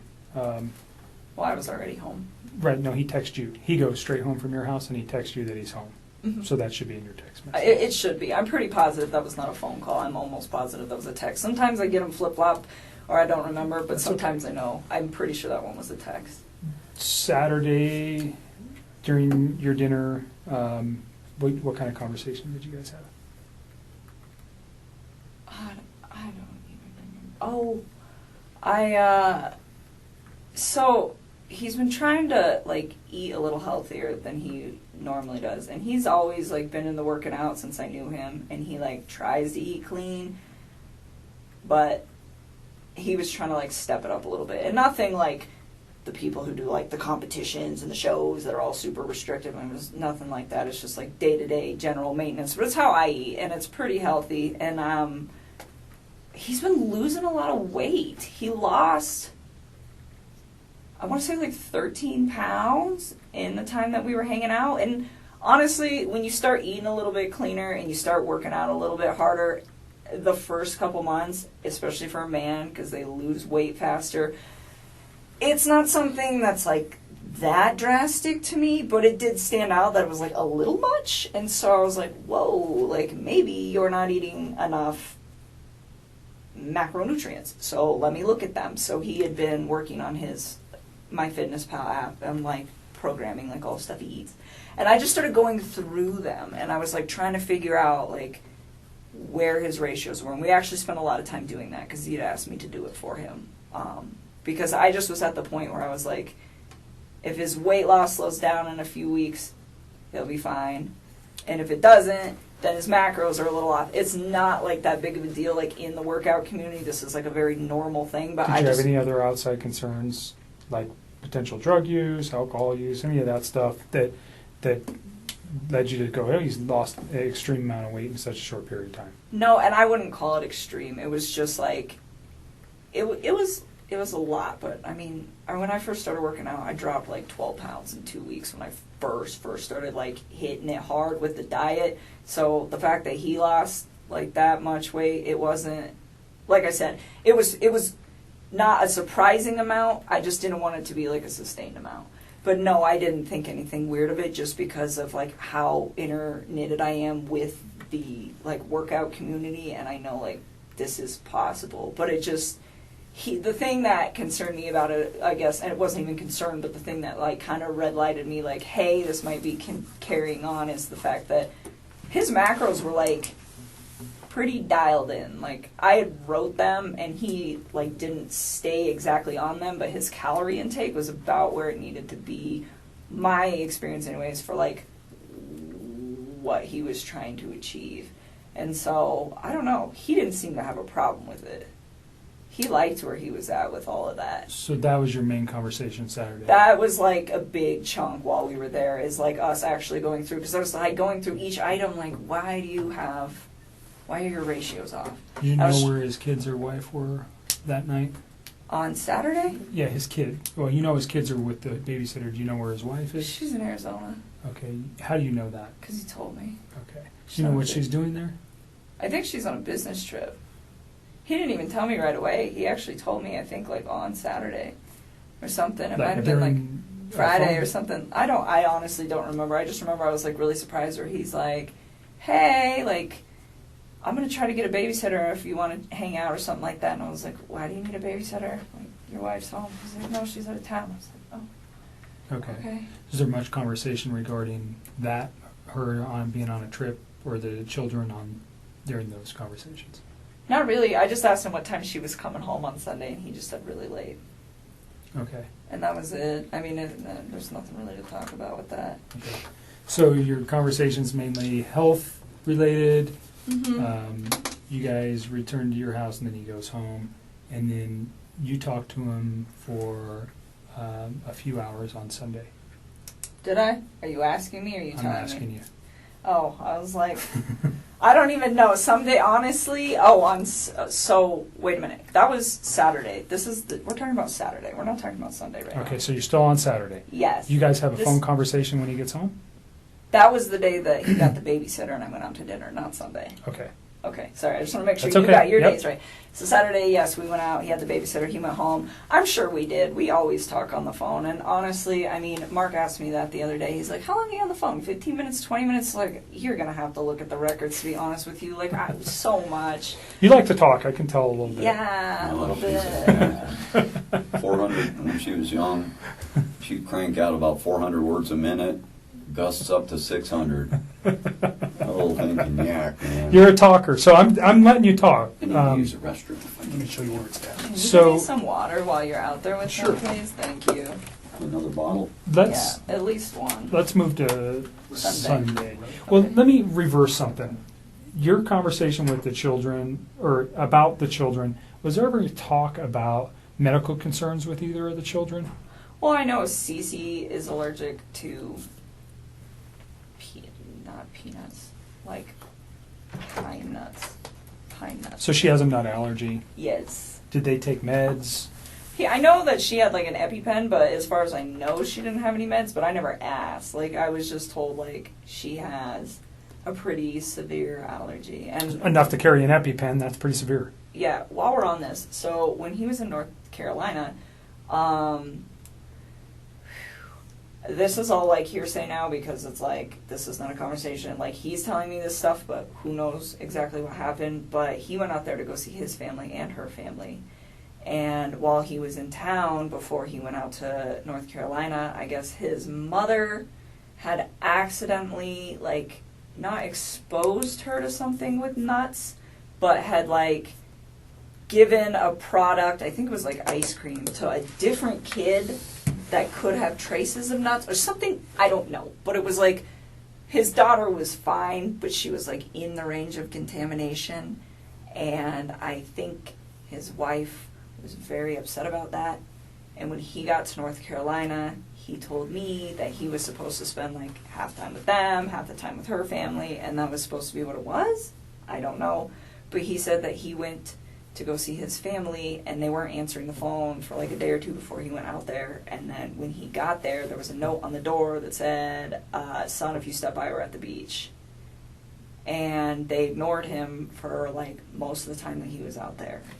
And His own family? yes, his mom, his dad, and What do his you- sister. What's the significance? Do you know why? Yeah, he said, and again, I don't know what is true with this man anymore and what's not, but he told me that, like, leading up to it, I was like, well, why are your folks, like, ignoring you? And I was, like, really concerned about this. Like, every single day he would talk to me when he was out there, and I was like, you talked to your family today? You talked to your family today? Did you talk to your dad? What happened? Did you talk to him? No, I didn't. Or, yeah, I talked to my mom. Well, what'd she say? Are you going to hang out with him? Like, I wanted him to see his people because it's important. Family is an important thing. You know, it just needs to function properly. And Sure. And so I was like, well, and he was like, well, they're ignoring me. And I was like, what do you think happened? And he's like, I'm not really sure, but I think something was said between my wife and them during that incident. And he's like, because The every time peanut yes, or that happened nuts. before he got there, yes. And he's like, because every time that I try to, I talk about possibly going over there to see if they're home, she gets upset about it. And I was like, okay. And he told me that his mom and his wife did not get along at all. He said that his mom didn't even show up to his wedding because she's like really did not care for Shanann. So again, I don't know what's true and what's not, but I just know that there was like some tension there. Mhm. And again, like that part is like I feel like it's almost third party, so that's why it's Sure. like I didn't even Well, but bring it up came from him later. to you, so it's not. It is something that is, whether it's important or not, we can validate that. I'm sure we will be having some conversations with family. You know, what does it mean? I don't know. But Yeah, I don't know either, but I just know so like maybe she, I don't know. well, and then he ended up seeing them on the last like full day that he was there, and they told him supposedly that she had gotten really upset and had screamed and yelled in front of Chris's sister's kids that are very young, and to his mom and to his dad, and said like, "You're never going to see Chris again. You're never going to see me. You're never going to see the babies," and just like threatened them, and then like walked off. And I guess that was the incident that happened prior to him coming out there, and then she didn't tell him about it. Mhm. She just like let it go, and then he just spent all week trying to figure out why his family was like Mm. not trying to be involved. Gotcha. So again, I'm not sure. That was like it just feels really third party, so it's hard for me to like talk about because Sure. like, I don't know how That's okay. much validation. So there is and all that. beyond the nut allergy for CC, did you know of any other? Did she take meds that you know of other than carrying an EpiPen? His kids or his wife? No, his children. No. And now, well, if you know anything about his wife's medical conditions, if she had any. No, I've like read in the newspaper they keep saying, oh, she had medical conditions, and I'm like, is that a misprint? Are they talking about CC, or is that just something else I don't know? So you don't know anything about Nope. Shanann having any kind of medical problems? No. Okay. Covered Saturday. So there's a phone call Saturday night, actually, from, it can't be Saturday, it had to be Sunday. I wrote that down quickly. Sunday night. Is there anything else you think, let me just back up, from the Saturday where you guys had a meal at the Lazy Dog to prior for the 6 weeks that you guys were serious? And although your dad's here and I think you're probably pretty comfortable, your relationship with Chris was, can you describe your relationship? I mean, when he was with me, I considered it to be fairly healthy. It was open communication, and it was what I thought was honest, and it was very calm. It was respectful. We got along really well. He gave me my space when I needed it. I gave him his, and anytime like he wanted to take care of it, like anytime that his kids could be in like his life for hours or days or whatever, whenever they were home, I made sure that I wasn't a presence in his life so that he could be the best dad that he needed to be. And I mean, I thought what we had, it was very comfortable for me. I enjoyed it. I think he did very much as well. You guys, 6 to 8 weeks, 2 months, whatever it was, you guys had an intimate relationship during that time. Yes. Okay. So you're pretty serious. Did he ever tell you that he loved you? Yes, he did. Did you ever tell him the same? A couple times. Okay. Notwithstanding that today, because those thoughts may have changed for you, but on, let's go Sunday into Monday or Monday, did you still love him on those days? I think it was something where it was like I said it a few times and I meant it, but he definitely felt the urge to say it to me a lot more than I did to him because it was just all very new to me, and it was like, take your time with this. Like, you don't need to like rush that, you know? Like, I remember when he was in North Carolina and he was like trying to patch things up with his wife and he told me he loved me, and I was like, don't say that to me. Like, please go try to fit. And I mean, and that might even be in the text too, where it's like, don't say those words to me and then go try to make peace with your wife and lay in bed with another woman. Like, just don't do that. And I was like, it's not that I don't appreciate what you're saying to me. It's like, it just didn't sit right for me, you know? So I just feel like... Almost like an insecurity where he had to say that to you? Or? I don't know. I think he like... looking back at all this now, I don't think he was trying to fix things with her. So saying, I love you, to me, seemed like probably something that he genuinely meant. Like, I love this woman. And regardless of where he was going to end up that night. But to me, in the way that I was perceiving things, he had told me that he was trying to fix things with her. So it's just like, this is an inappropriate time. And I wasn't mad at him. And I'm pretty sure that's in the text too, where it was very like calm, but it's just like, it's almost disrespectful, where it's like, please don't. I'm like, you know, if we get to that point where it is you and me, like, yes, you can say that, but not then. Like, that's... So you thought he was very genuine when he said that? Yeah, I did. I mean, and he wrote it. It's in all those cards I gave you. Not in all of them, but okay. Like the later ones. And thank you. When you said it to him, you said you meant it when you said it? Yes, I just didn't say it as frequently as he said it. Like, sometimes he would say it, and I was just like, for me, it was still like very, very new, so I kind of like took my time and only said it when I was just like, this is a really important moment. So you got, I mean, in the short period of time that you guys were together, he yes became very attached to you. Yes, very, very I mean, he's attached. sending cards, flowers. He's telling you he loves you. He sends you flowers. Does he buy you any other gifts? Nope. I wouldn't have wanted them anyways. Flowers is enough. You can't. I don't need expensive stuff. Okay, but he becomes very attached to you. Yes. You guys are talking multiple times a day, at least. You're all the time. You're seeing each other on a regular basis. Yep. So it's a very And his wife is not around, nor are his children, so there's a lot of time for you guys to build your relationship in this first four weeks or so. Is that fair? Yeah, and even when she was back, I mean, it was still like we were still spending time together. He was still spending time with his children, and I had my own life. Like, I mean, there was 1 week where I just like went out of town with my friends for my birthday. I wasn't even around the whole like last few days of June up until the 3rd of July. I was like gone, you know. And then there was another like last weekend. I had a friend impromptu come in town from out of state, and I hosted her for a few days. And it's like I still did my own thing all the time. Like, whether he was there or not, like, if my friends were like, hey, we want to make plans, I would tell him, like, we're not hanging out today because I want to go see my mom or my dad. Did your friends know about him? Nope. Why?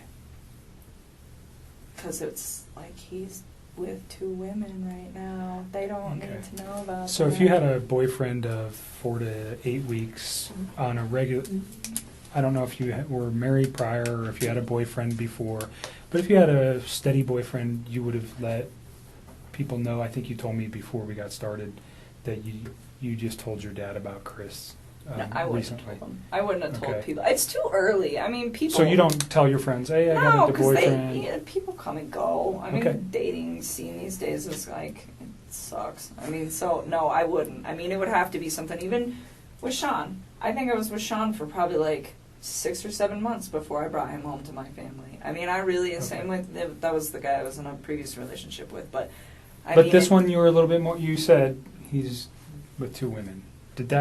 Was that one of your considerations for not telling anybody about him? Yes, well, I mean, it was like, okay, like this, to me, it wasn't going to be an extended thing. Like, if it got to the point where we were, like, dating for, like, 3 or 4 months and he's still talking about, oh, I'm going to move out and I'm going to sell the house, I think at that point I probably would have just been like, I don't think you're really, like, doing these things you say you're going to do.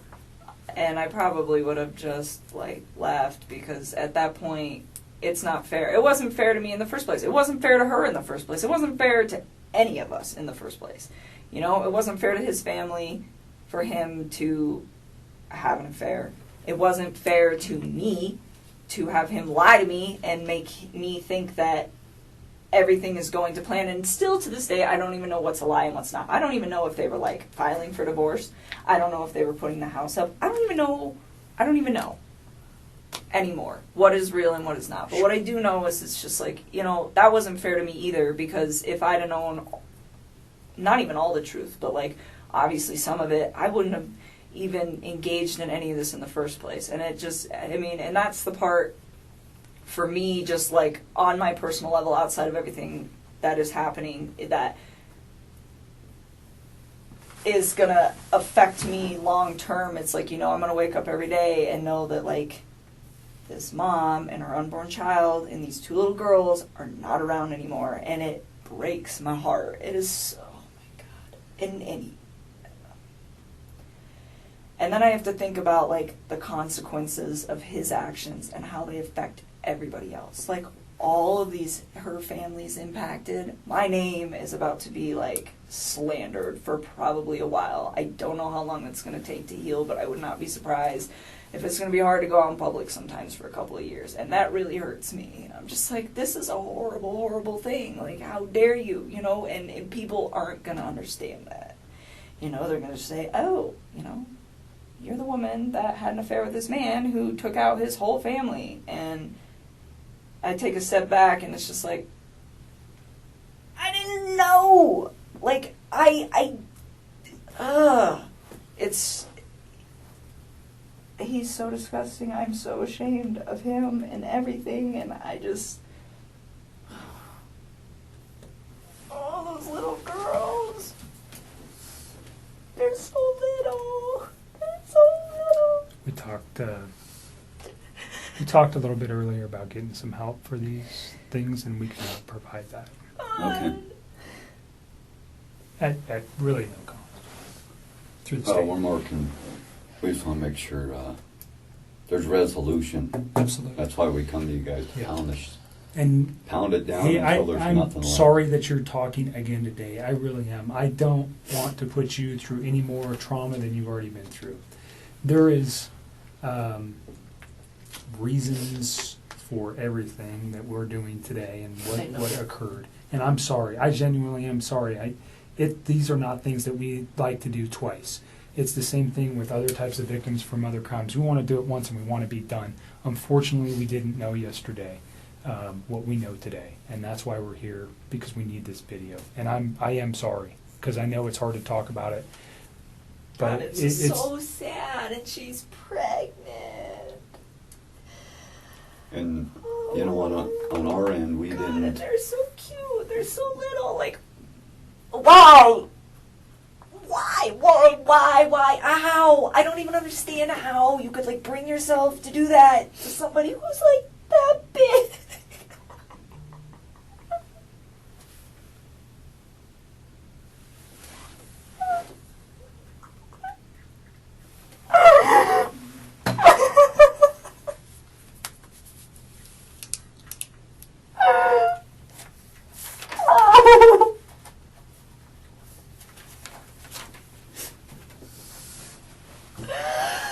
Oh, Jesus. take a minute. Do you want to step out for a minute? No, I just need to chill with my eyes closed for a sec.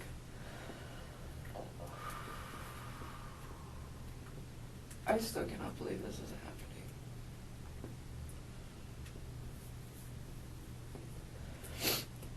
Alright, let's keep going, because we're just Let's- getting to let's- like the meat of this whole situation. Let's get to the phone call on Saturday from 9 to 11. What did you guys, or pardon me, on Sunday from 9 to 11? Yeah, we talked a few times. So, Sunday, I think so. I need to think. I can't even think. Take a couple breaths and take a second. Sunday night. I don't even know. I don't think I was like concerned about anything at that point. You guys had had a meal, a nice meal the night before. You knew his wife was probably coming home late that evening. Oh, you know what? I still don't remember what we talked about. I like honestly like we talk about so much random stuff. Like it's so hard to pinpoint some of these things.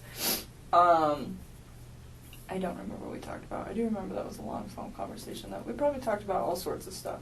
One Anything thing I that- do remember though, that I didn't remember earlier when I was talking to Mark. So this is like where I'm starting to remember like little bits and pieces. And I that- don't those are remember. good. Yeah, I know. So the phone conversation. I don't remember what was in the phone conversation. Probably nothing of relevance, to be honest with you. But usually he talks to me when he's like down in the basement in his bed before he goes to bed and before I go to bed.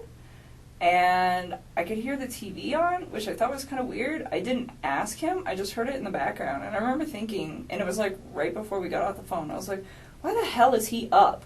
And there's like no TV downstairs. So I was like, well, maybe, I So don't know. no TV in the basement where he usually calls you from. Yeah, and I don't know how many TVs they have. Like, I've never been in their bedroom. Like, I went upstairs once, and it was, like, to their little playroom, and I just, like, looked at it, and I was like, that's super cute that your girls have books, and that was, like, it.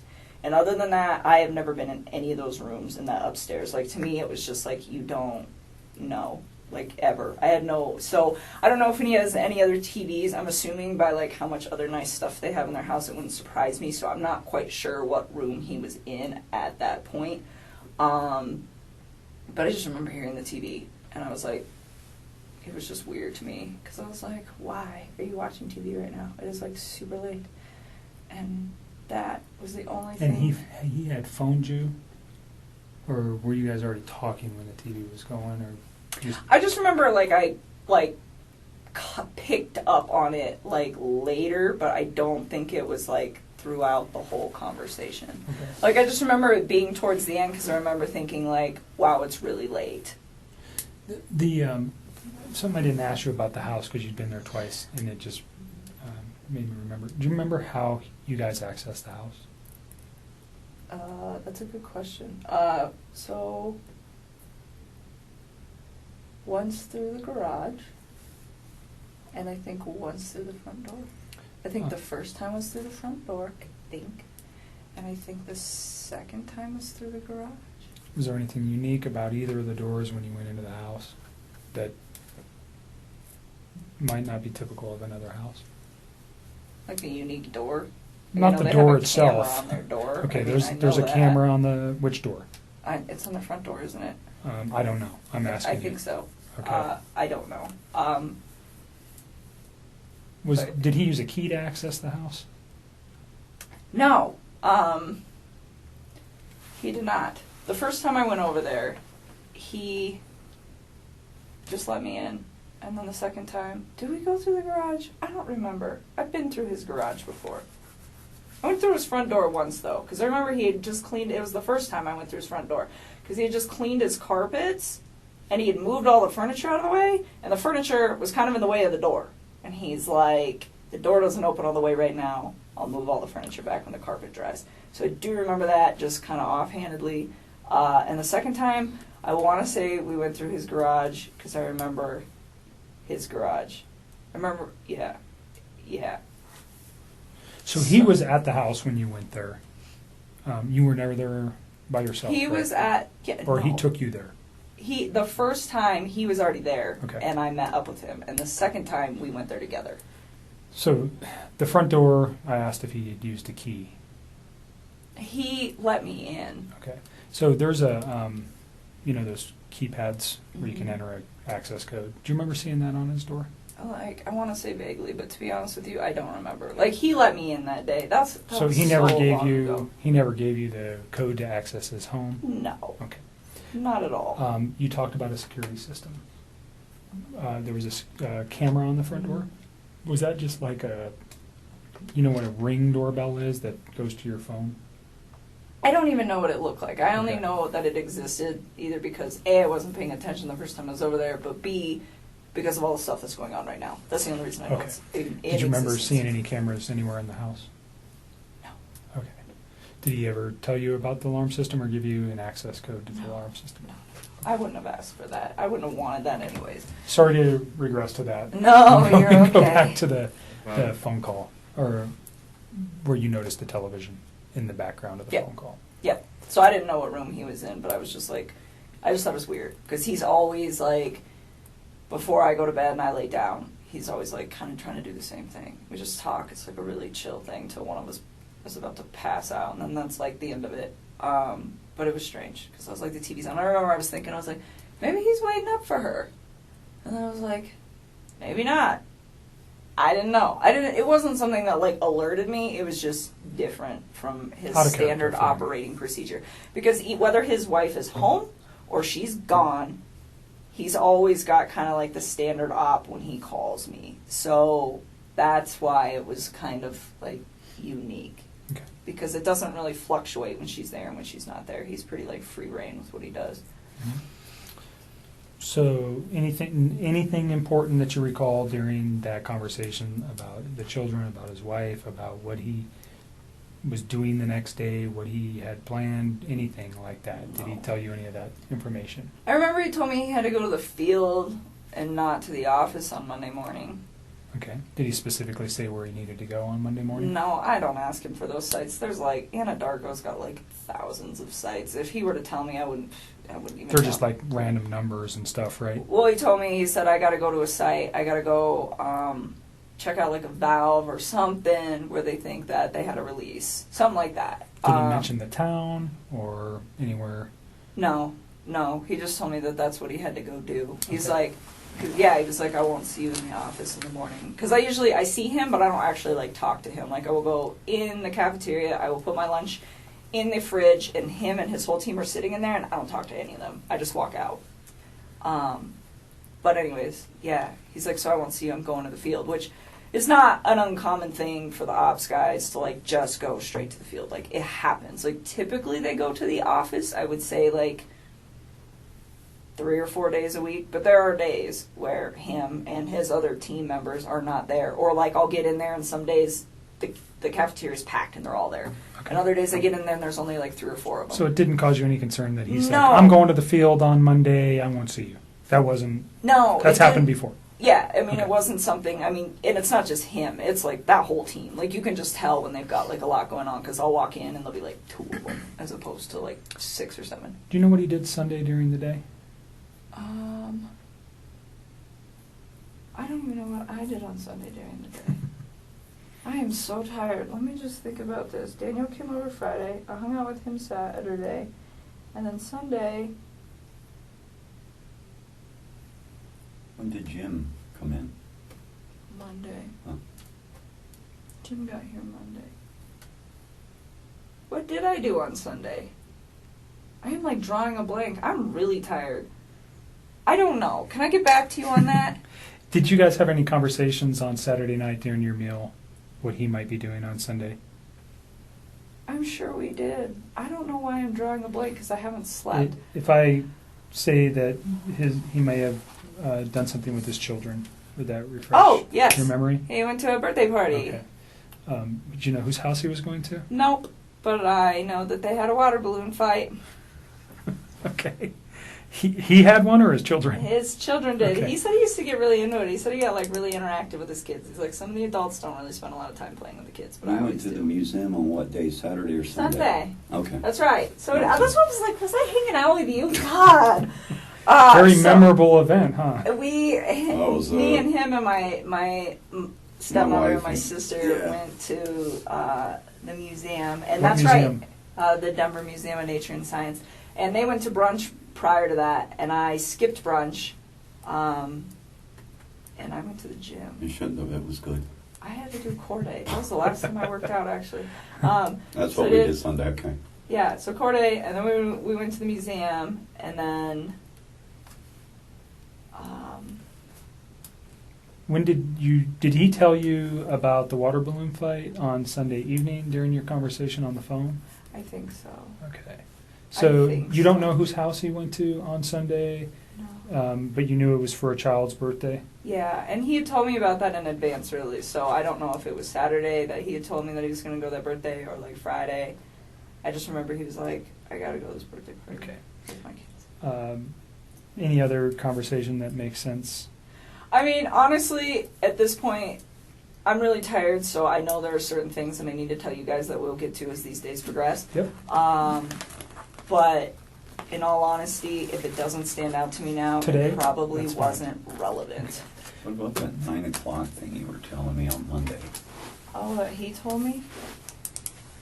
Oh yeah, well we'll get there. We'll get there. We're still on Sunday. So we're on night. Sunday. We're gonna get to- literally- we're gonna I know, get to- This is gonna be a long. We're gonna night. get there to Monday. We're getting there. So Sunday night or Sunday during the day, you had your own personal stuff going on with your family. You never see him on Sunday. Is that accurate? No, I didn't see him. What did I do the rest of the day? I came home. I think I might have just chilled at my house. I don't remember. I think I cleaned my house. I don't know. I didn't see him though. Okay. And Yeah, Saturday was the last time I saw him. Okay. Sunday, you're at home. You talk to him. We know you have a conversation in the late evening hours, and then you go to sleep on Sunday night. When's the next time you talk with Chris? Probably Monday morning. Do you know what time? No, I mean, so we used to like randomly text each other like throughout the day, but we both get really busy. So some days like I don't hear a lot from him, and some days I don't text him until like 2:00 in the afternoon because I'm just like busy. And I remember I didn't hear a lot from him that day, which was like that's not out of the normal for either one of us during the day. But at one point, I do remember he like texted me and he's like, "Oh, it's been a really busy day," and then like said some other stuff, which I'm sure you will find in my text. What he said, I don't know. It wasn't obviously anything that was like alerting to me. That's what I'm saying. Like at this point, like I remember really key things, but if it's like a conversation that I'm like, I don't remember exactly what was discussed, it's because it was probably just bullshit, like just talking to each other. Yeah. Small talk stuff. Yeah. But I remember he was busy that day, and we didn't talk that much. And then I clocked out at 3 is what my time card says. That's what I was showing Mark the other day. And I got home to go meet my buddy. One of my good friends was coming over to my house. And he actually has a key to my house, so he was actually there when I got there. And Who's that? my friend Jim. And so Jim came over, and I got home. He was there. He had like just walked in the door, and I remember, like, briefly after he got there, I checked my texts. I mean, briefly after I met up with Jim, I, like, glanced at my texts. And Chris said something about, like, my family's not home, or, like, my wife and kids aren't home, like, something to that effect. And I told Mark, because he asked me for a time, and I don't have an exact time, but I remember it was, like, right after I walked That in was a the- text message, though. Yeah, it's in a text, and it's, like, it was, like, briefly after I walked in the door, so based off how long it takes me to get home from work and when I clocked out, it's probably about 3:45 p.m. Texts me and tells me that. And, like, he knows when I get off of work, too, so he doesn't always bug me if I'm busy. So I don't know what's up with that, but that's when he sends that to me. And So you're saying that he would have known that you would have had your phone available to you and not been at work when he sent you that text message? Yes, that's what I'm trying to say. So looking back at it, you think it was purposefully sent at that time? Oh, I'm sure. I'm just asking your feeling on that. Yes, and then he said, "Call me when you can." And I was There was like, no other communication between you and him that morning, on Monday morning? Well, at all. there was, but it was like random, like But nothing about this event? no. About, like, my wife's missing, or No, anything? nothing, Okay. nothing. And you knew he wasn't coming to the office because he had told you that Sunday night. Yeah, and then he goes, and so, like, they're only in the office for the morning. Like, Right. some days it's longer than others, but I would say by a maximum of 7:30 every single morning, they're all gone, and they don't come back unless they have, like, a meeting or something that they have to attend. So, like, not seeing him for the rest of the day is not, like, an unnormal thing. Okay. Like, but like I'm saying, like, we don't really, the only reason we interact was kind of, like, by an off-chance thing. Like, I don't work with him. Mm-hmm. So he, yeah, we talked, like, randomly throughout the day, but it was really sporadic, and he seemed pretty busy, so we didn't talk too much. Like I said, didn't put too much thought into it. It happens all the time. Waited till about 3:45, then sent that text to me, and yes, he does know that I will be home at that point. Or getting home. Did you give Mark Jim's information? No, I would really, like, not like to involve him in this. Okay. He does not know about this. He was not, like, he doesn't know any of this is occurring. Okay. Like, I was So literally he knows, certainly through the media, that something's occurred. yeah, he's, with like, Chris. out of town. He's probably has Okay. no idea. He doesn't know Okay. who Chris is. Like, he's not, I do not know. So he's just a friend of yours yes. um, He does that not was need to be coming dragged to your into this. apartment and doesn't know anything about Chris. Does he know anything about No, Chris? Okay. nothing. Absolutely And not. we've known Jim for Yeah. years and years. You're not dating him or anything like that? It's No, just a he's friend. like one of my very good friends. Like, my dad knows him. He's a great guy. He works out of state a lot, so when he's in town, we hang out. But when he's in town and he's off of work, to save time, so I give him a key to my house, one, because I trust him and he's one of my best friends, and two, because sometimes he will just meet me there, because I'll be like, hey, I'm getting off of work, and then if I get stuck in traffic or something, he ends up, like, sitting outside of my apartment waiting for me to get off of work. So I'm like, here's a key, and, like, my dog loves him and stuff. So no, he's not So he's just a involved family with friend. it. Yes, I don't even The only want reason him I dragged ask, into this. and I'm not really concerned about your location. I think we already have your cell phone records. At some point, did Mark ask you to supply? Did they ask for consent to get cell phone records? That'll probably be done by warrant. If we Isn't wanted, that what you just did? nope. What I'm talking about is your movement Oh.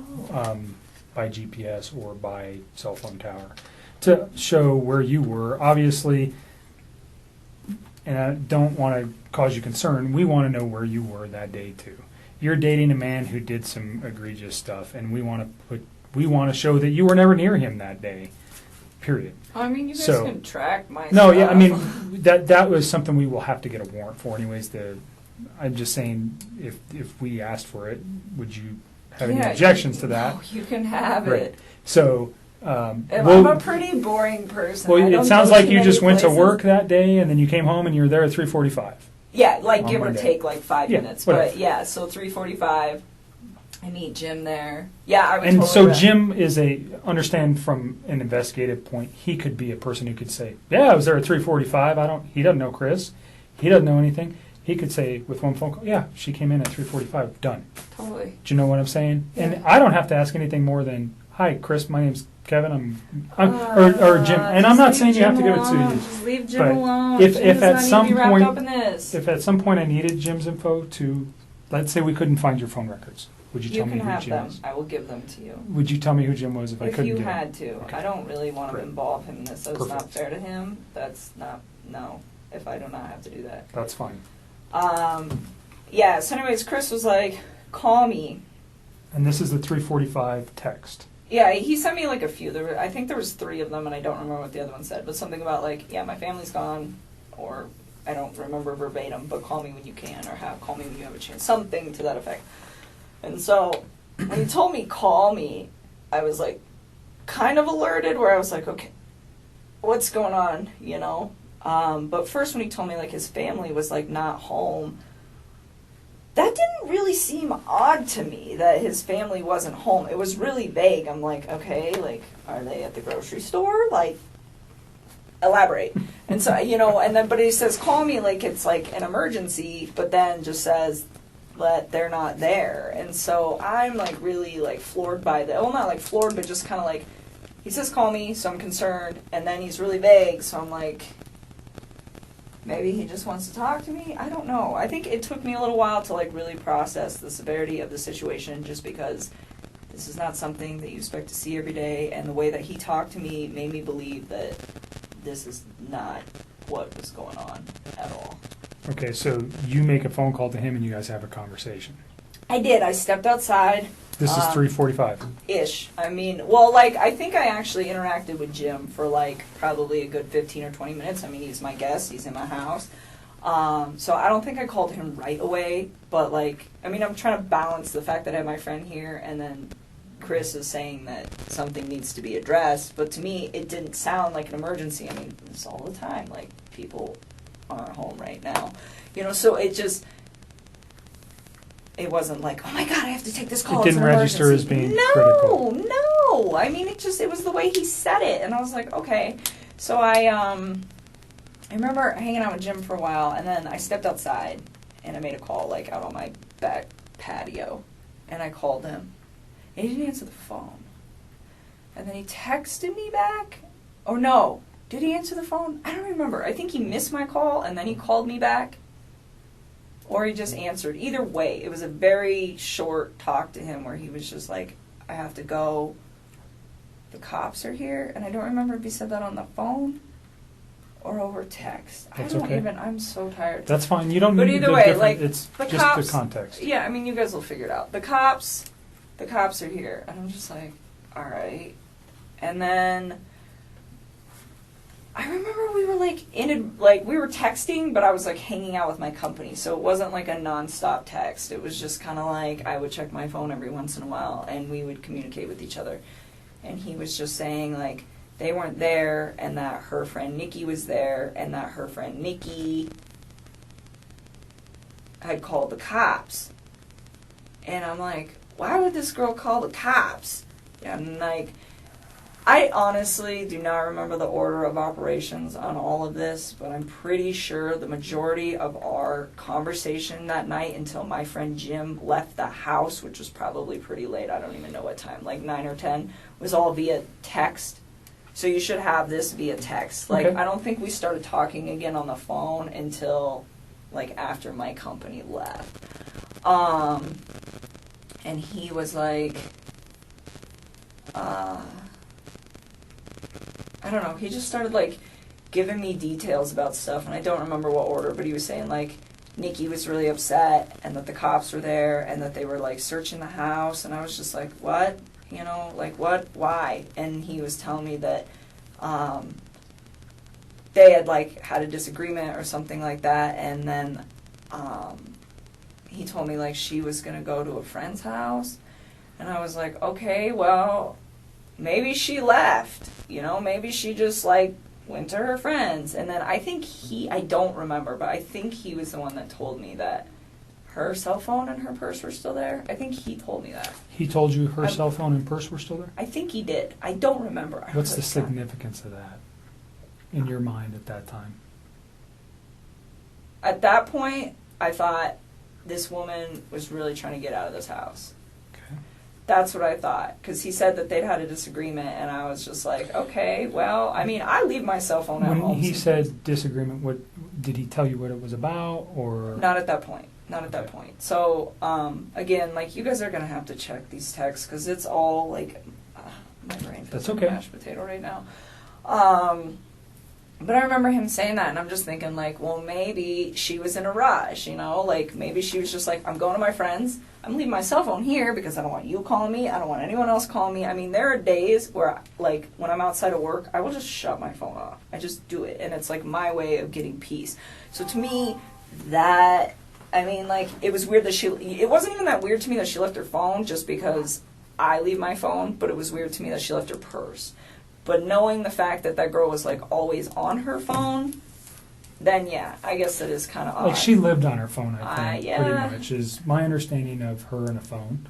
So, I don't know if you knew that I did. until prior to the media stuff, or just from Chris. I did. So, did that strike you as odd? But you're I thinking know. I maybe mean, she just again, left. I just thought she needed to, like, get away from the situation. I mean, that didn't seem that awkward to me, that a couple that is going through a separation would be like, I need to leave. I just need some space. Like, it didn't even, like, process. I was like, okay, like, give her some space, you know? And on that note, too, when he was in, we're going to jump back for just a second. It's okay. I had a thought. So when he was coming back from North Carolina, that was when he officially told me we're going to get a divorce and we're going to put the house up for sale. Like, he told me they were separating, and they were, like, going to put the house up for sale, but they hadn't done it yet. And then when he got back from North Carolina, that was when he was like, it was like a sealed deal. Okay. And the reason that is of significance is because at some point over the weekend, I don't remember when, he told me that they were putting the house up. I don't know if it was they were putting it up on Monday, like the day they went missing, or if it was that they were calling the realtor to verify some stuff so they could put it up that week. Like, I don't quite remember. I just remember, like, the house was supposed to be, like, on the market, like, that week. Did he name a realtor ever? Yeah, he did, and I don't remember her name. It was a female, Okay. and I don't remember her name, like, That's at all. fine. I was trying to think of that for you guys not too long Is that the ago. company? Do you got the company name? No, he never gave me that. He, like, gave me her name, and it was the same name twice. He gave it to me once when he was in North Carolina, and then once the other time. Because I remember asking, I was like, who's that? Because he's like, I'm going to have her call so-and-so today and make sure everything's still good to go. And I was like, who's that? He's like, the realtor. It's like, oh. Or not today, but like If it ever for comes to your Monday. mind, just Yeah, I give me a doubt voicemail, it. That give was me a such call. a. Yeah. I will try. I don't lots of remember names. who it was. It's fine. It's not that critical. That person may come forward to us anyways, perhaps. So don't worry about it. Let's go back to the phone calls on Monday afternoon. Yeah, so he's like texting me a lot of this information, and I'm starting to kind of freak out. And it's not like I'm freaked out like, oh, she got murdered. I mean, that is not what I thought. It's like, okay, like the way I looked at this, like apparently his wife had been gone since midday, well, is when she got like reported missing. I didn't know that. Like the way I looked at this, it was, I got home from work just now. I mean, he didn't say that, but I interpreted, I just got home from work. And my family is not here. So when we're texting for like a few hours, like the cop thing was kind of weird. But he's like, Nikki insisted they call the cops. Nikki insisted they call the cops. And I'm like, okay, you know, and I'm just trying to figure out, well, like, what role does this woman play in this situation? Like, is she... Did you know who she was? No, I don't know any of his people. Like, this has been pretty, like, tight wrap for a while, which is probably a really good thing. But anyways, I didn't know, like, who she was. And so, like, I started asking him. I was like, well, where do you think your wife is at? And he's like, I think she'll be back tonight. Like, I think she's, like, out with somebody. And he was telling me that they had a disagreement. So I was like, well, I remember telling him, I was like, you should make sure that you have wait a minute. No. So all that happened, and then it starts getting kind of laid out. And I remember we talked for text for a while, and part of this conversation, and then it moved to the phone.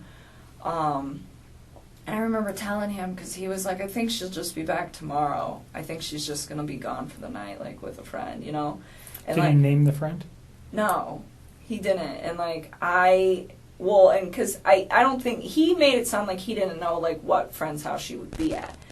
And I remember talking to him, and I was like, well, maybe it's that Nikki girl. And he's like, well, Nikki called the cops, so why would she be at Nikki's house? I'm like, I don't know, kind of throws her off the trail of where she's at, you know? And it's like, it sounds kind of weird, but it's like, he really made this sound like this woman was just, like, upset, left the house, and that was probably what he thought happened to her. And so I didn't really put too much, like... Did he tell you the kids were missing as well Yes, with her? I knew. Okay. I mean, which made sense to me, because I was like, well, if you were at work all day... I mean, he didn't tell me he got home early. He didn't say that to me.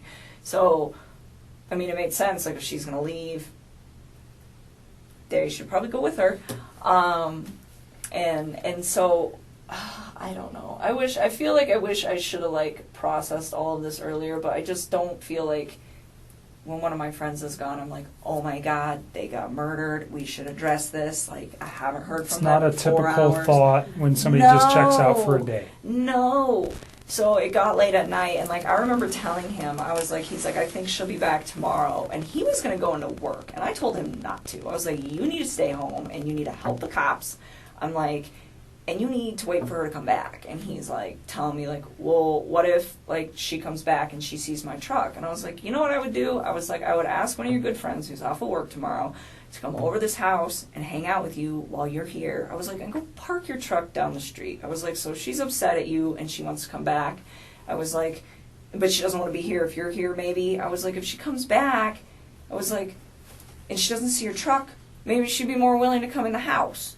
I'm like, you know, I'm like, but don't be alone with her. I was like, because if she's upset enough to leave, I was like, you don't know what kind of confrontation you're going to have when you get back in the house. And I was like, so that's why you should have a friend there so that you're not alone with her. And I was like, and if for some reason you are alone with her, I told him, I was like, I really thought she just left. I did.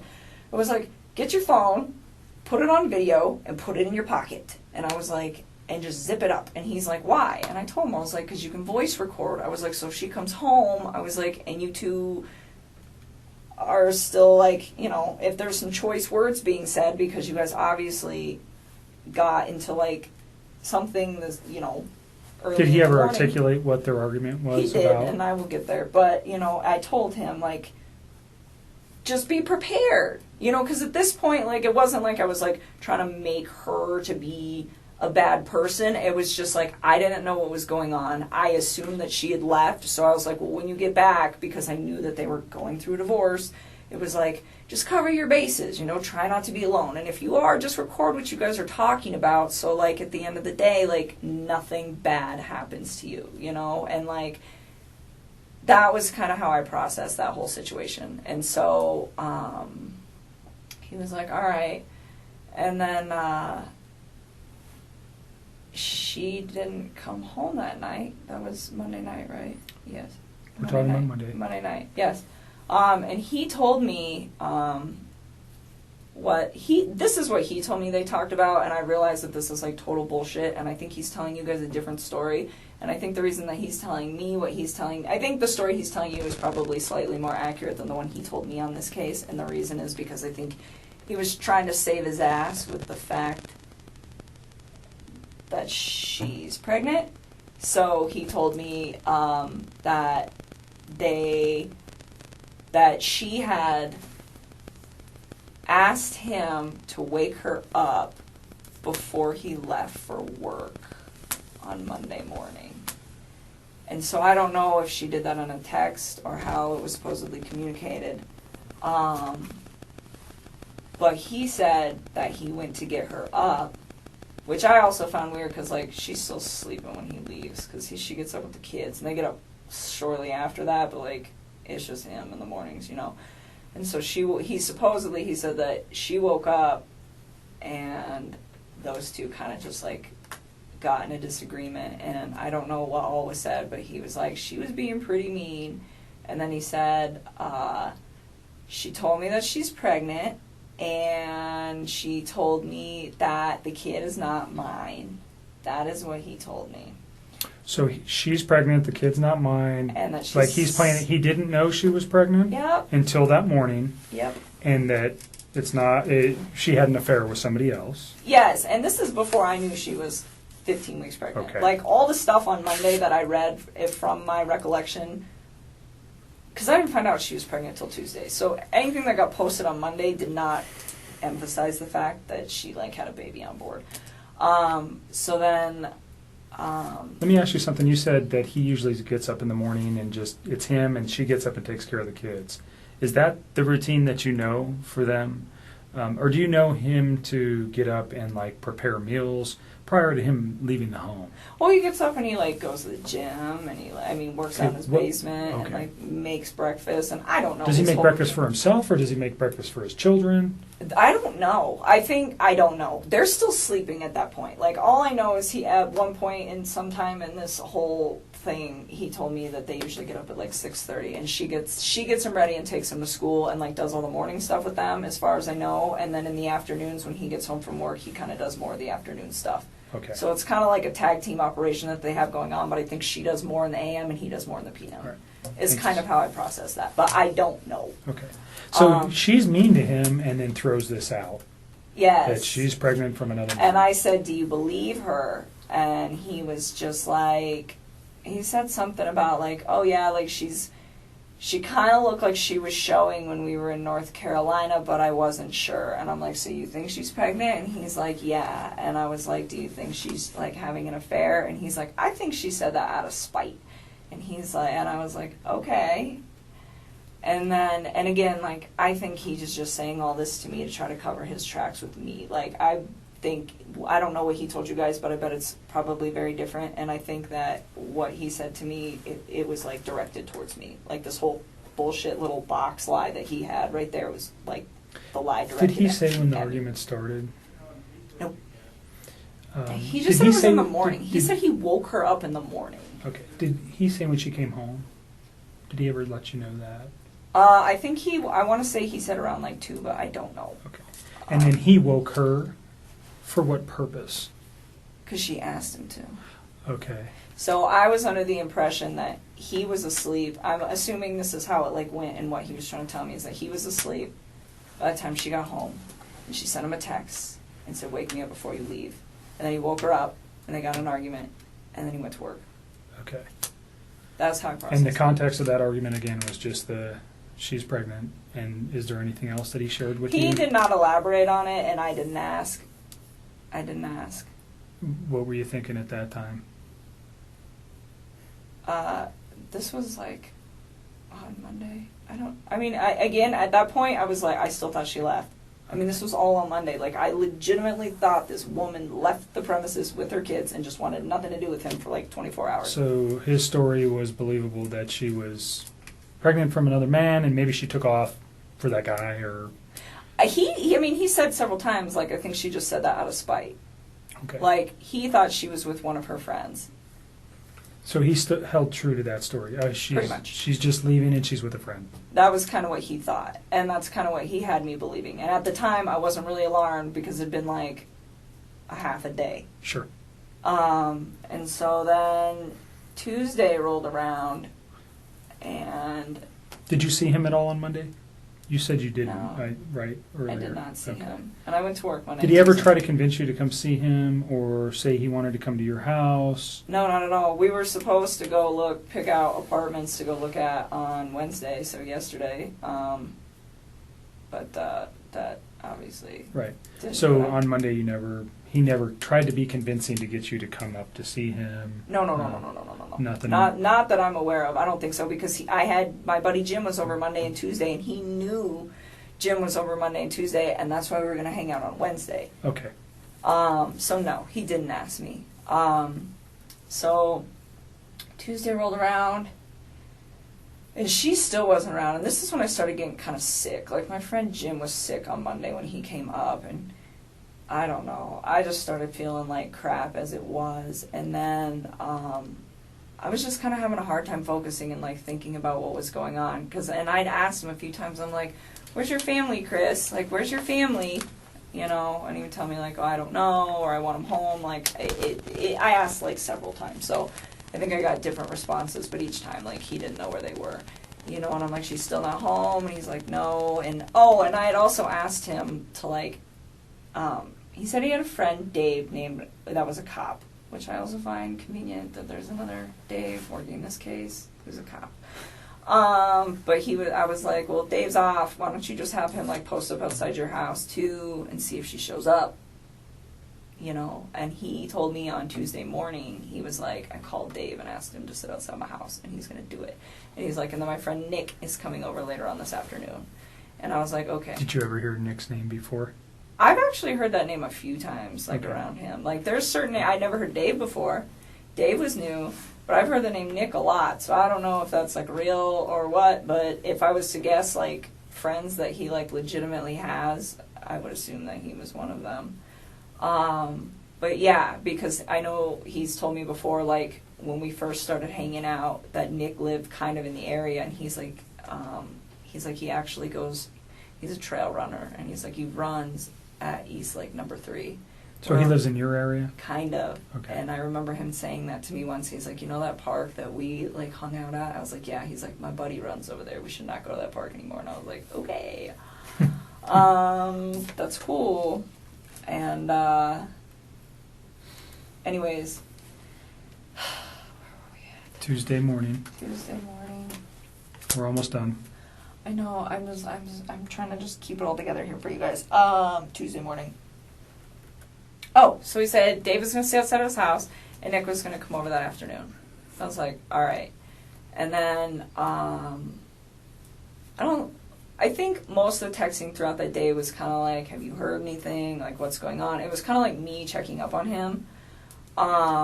And I don't remember everything, but it wasn't, I didn't even make it through the entire workday. Like, I was feeling really, really sick, like, in general. And then I decided on my lunch break to get on the internet and look at what was going on with all the reports. And I saw a report that was like, this woman who's 15 weeks pregnant and her 2 daughters are missing. And I was like, whoa, what? And I was just, like, so floored, and I read a couple other articles just to make sure that, you know, all the newspapers are, and, like, just double check, like, am I really reading this right? And I'm like, okay. And he had told me previously, like, she says she's pregnant with another man's kid, but he'd said, like, he could kind of tell in North Carolina, but that girl is, like, obviously pregnant. I mean, in her photos. I mean, 15 weeks, that's like 4 months. That's pretty far along.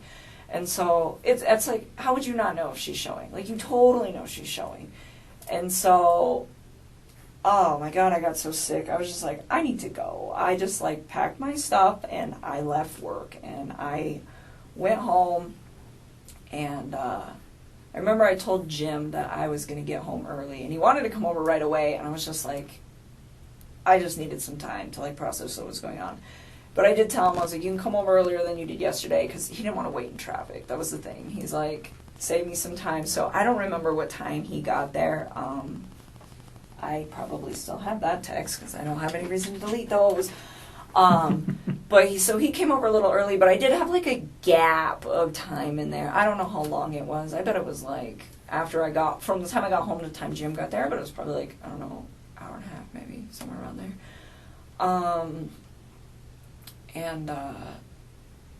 I remember talking to Chris during this time, and it was, like, all text. I did not talk to him on the phone at all on Tuesday. And I was pretty upset, where I was just like, you know, I was going back and forth, like, where's your family, this and this and this, but I'm like, she's pregnant, you know, and this and this, and he's like, the baby's not mine, and I'm just like, you told me yesterday that you think that when she said that she cheated on you, she did it out of spite. And he was like, yeah. And I'm like, so then it's your kid. And he kept denying it. And then, like, he started, like, kind of worrying about us. He'd just be like, well, does this ruin everything with us, this and this and this? And I'm like, no. I'm like just trying to, like, his situation is so much more important right now than, like, our situation. But his main concern is you and him. kind of, sort of. I mean, and I keep like asking him, like, I'm like, and I told him numerous times, which is also in the text that you guys will pull, where I'm just like, you need to focus on finding your kids and your wife right now. And I was like, and you need to focus on finding all 3 of your kids. And I like kept like emphasizing to him like he had 3 kids, you know? And like I wasn't even like mad about it. I was just like, you need to find your family. You need Did he ever go look for them that you know of? I don't know. I don't think so. That like doesn't even like ring a bell to me, so I don't think so. Okay. But oh, and I forgot something else that's really important. I will add it in there too, but let me just finish this thought. So then, Tuesday, what were we talking about? Oh, yeah. So I kept telling him, I was like, Chris, I know it's yours. It's okay. I was like, go find your family, you know? And it's like, was I hurt? Yes. But at the time I realized like his situation with what he had going on was like way more important than like our situation. And so that's why I was just like I confronted him about it. And then I was like, you need to go find them. And like we talked about it for a little while. And then I was just like, I don't remember exactly how it went, but something along the lines where I was like, why can't you just be honest with me? I was like, stop lying to me. Like, stop lying. Did you have an inclination? You've talked to this man a lot. And during this Tuesday, Wednesday conversation, did you feel like he was bullshitting you? A little bit, kind of, yeah. I mean, because he was like, not Monday. Monday I did not. But Tuesday, yeah, that's when it all started to click. I was like, oh my goodness, because he was like, well, like, he just didn't seem as, like, concerned as he should be, and he was, like, super worried about shit with us, and I'm just like... So concerned about his family and overly concerned about your relationship. Yes. Okay. And I kept, like, trying to put it on the back burner, and shame on me for bringing it up in the first place. I was just really taken back, like, wait a minute. She's 15 weeks, like, how would you not notice that? Like, I was just, like, I was confused. And I was also, like, is he lying to me? And I kind of wanted to know because I realized that, like, there's a situation at hand here, and I'm just like, what is going on? You know, and for part of it, it wasn't even, like, me trying to find out because I'm upset. It was almost like me trying to find out because I'm like, is there something else I'm missing here? Like, I felt like there was, like, pieces to this puzzle that I didn't know existed that were, like, not in place, and it was strange. And so, anyways, I told him, I was like, be honest with me. I was like, don't lie. And I don't remember exactly how it went, but I was like trying to emphasize, like, stop bullshitting me. So he told me the truth. And he told me it was his, and then he knew about it. Okay. I was like, okay. And then he asked me again, like, did that ruin everything? And I was like, no, it didn't. And in the back of my head, it's like, yeah, I'm done. I'm not dealing with that. Don't lie to me. But his situation is so critical right now that's, like, I'm not going to, like, ruffle his mental feathers because they're already, like, really ruffled because of the situation. So, like, out of respect for his mental health, I just, like, dropped it. And I just kept telling him, like, we're okay, we're okay, we're okay. But How many times do you think he asked you during these phone calls? Oh, it wasn't phone call. This was text. Pardon me. Text Tuesday. Text Tuesday. How many times do you think he brought up your relationship and if you guys were okay? Probably like 2 or 3 times. And how many times did he bring up concern for his children or his wife? I think he brought it up a lot too. I mean, he kept telling me that he was like worried about them. Okay. I mean, it happened. It wasn't like he was just like spaced out. I mean, he was definitely showing that too. I was just surprised that he was like also showing it for me, because at that moment, if I had some crazy stuff going on with somebody in my family, I would be putting all my relationship stuff on hold. Like, look, like, baby, I got to deal with this. Someone in my family is missing. When I find them, we will talk.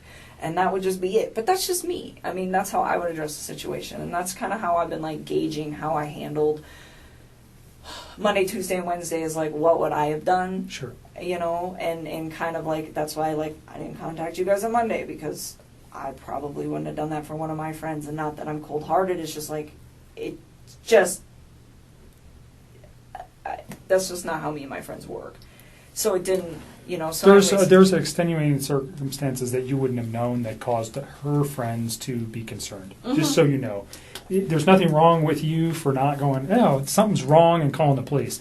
the people that provided the information to the police initially had way more information about her than you do. So that's why they came forward. So I can see it, I can feel a little reservation that you're like, why didn't I do something? You didn't know enough. I think a normal person on Monday, a reasonable person is just going, shit, this woman's, whacked out relationship with her husband. She's got 2 kids. Now she's pregnant. She just takes off. So don't blame yourself for not making a phone call to the law enforcement or going to the police. You didn't know anything. So I'm just trying to help you get past that. Don't worry about it. Okay. It's not, the people that came to us had way more info than you did regarding what was happening with her life. Okay. Okay. So don't thank you. don't beat yourself up over that. Please don't. Okay. And then, so Tuesday, after that conversation, I told him, I told him to delete his text because I knew he was like going crazy texting me, and I didn't want any of his friends to see him texting me because I don't think they knew about me. It had nothing to do with you guys. It was just like, and you'll see him, The secrecy of your relationship. Pretty much. And I just feel like he was texting me so much openly, and he had friends there that I was like, I didn't want them to see that. And so I was trying to get him to slow down. And then I told him too, after he lied to me, I was just kind of I was done. And I was trying to find a way to get away from the situation without alarming him or panicking him. So I told him everything is all good. I'm still here for you, and I feel bad because I lied to him, but I just try to keep him calm. And then I told him contact me once they find your family, and then we'll talk. That was Tuesday? That was Tuesday. Okay. And he sent me a text back saying something along the lines of what did he say? Something please just think of and I kept telling him I was scared. I was really freaking scared. In fact, that's another thing I miss. I'm so tired. Monday night, I called him back in the middle of the night because I could not sleep. I could not sleep at all. And I remember when I called him, he sounded like he was sleeping. And I was like, how the hell can you sleep right now? That's exactly what I said to him. And he was just I'm just kind of dozing off and on the couch. And I just remember thinking, I haven't shut my eyes yet. And this is not even my family. And so that happened on Monday night.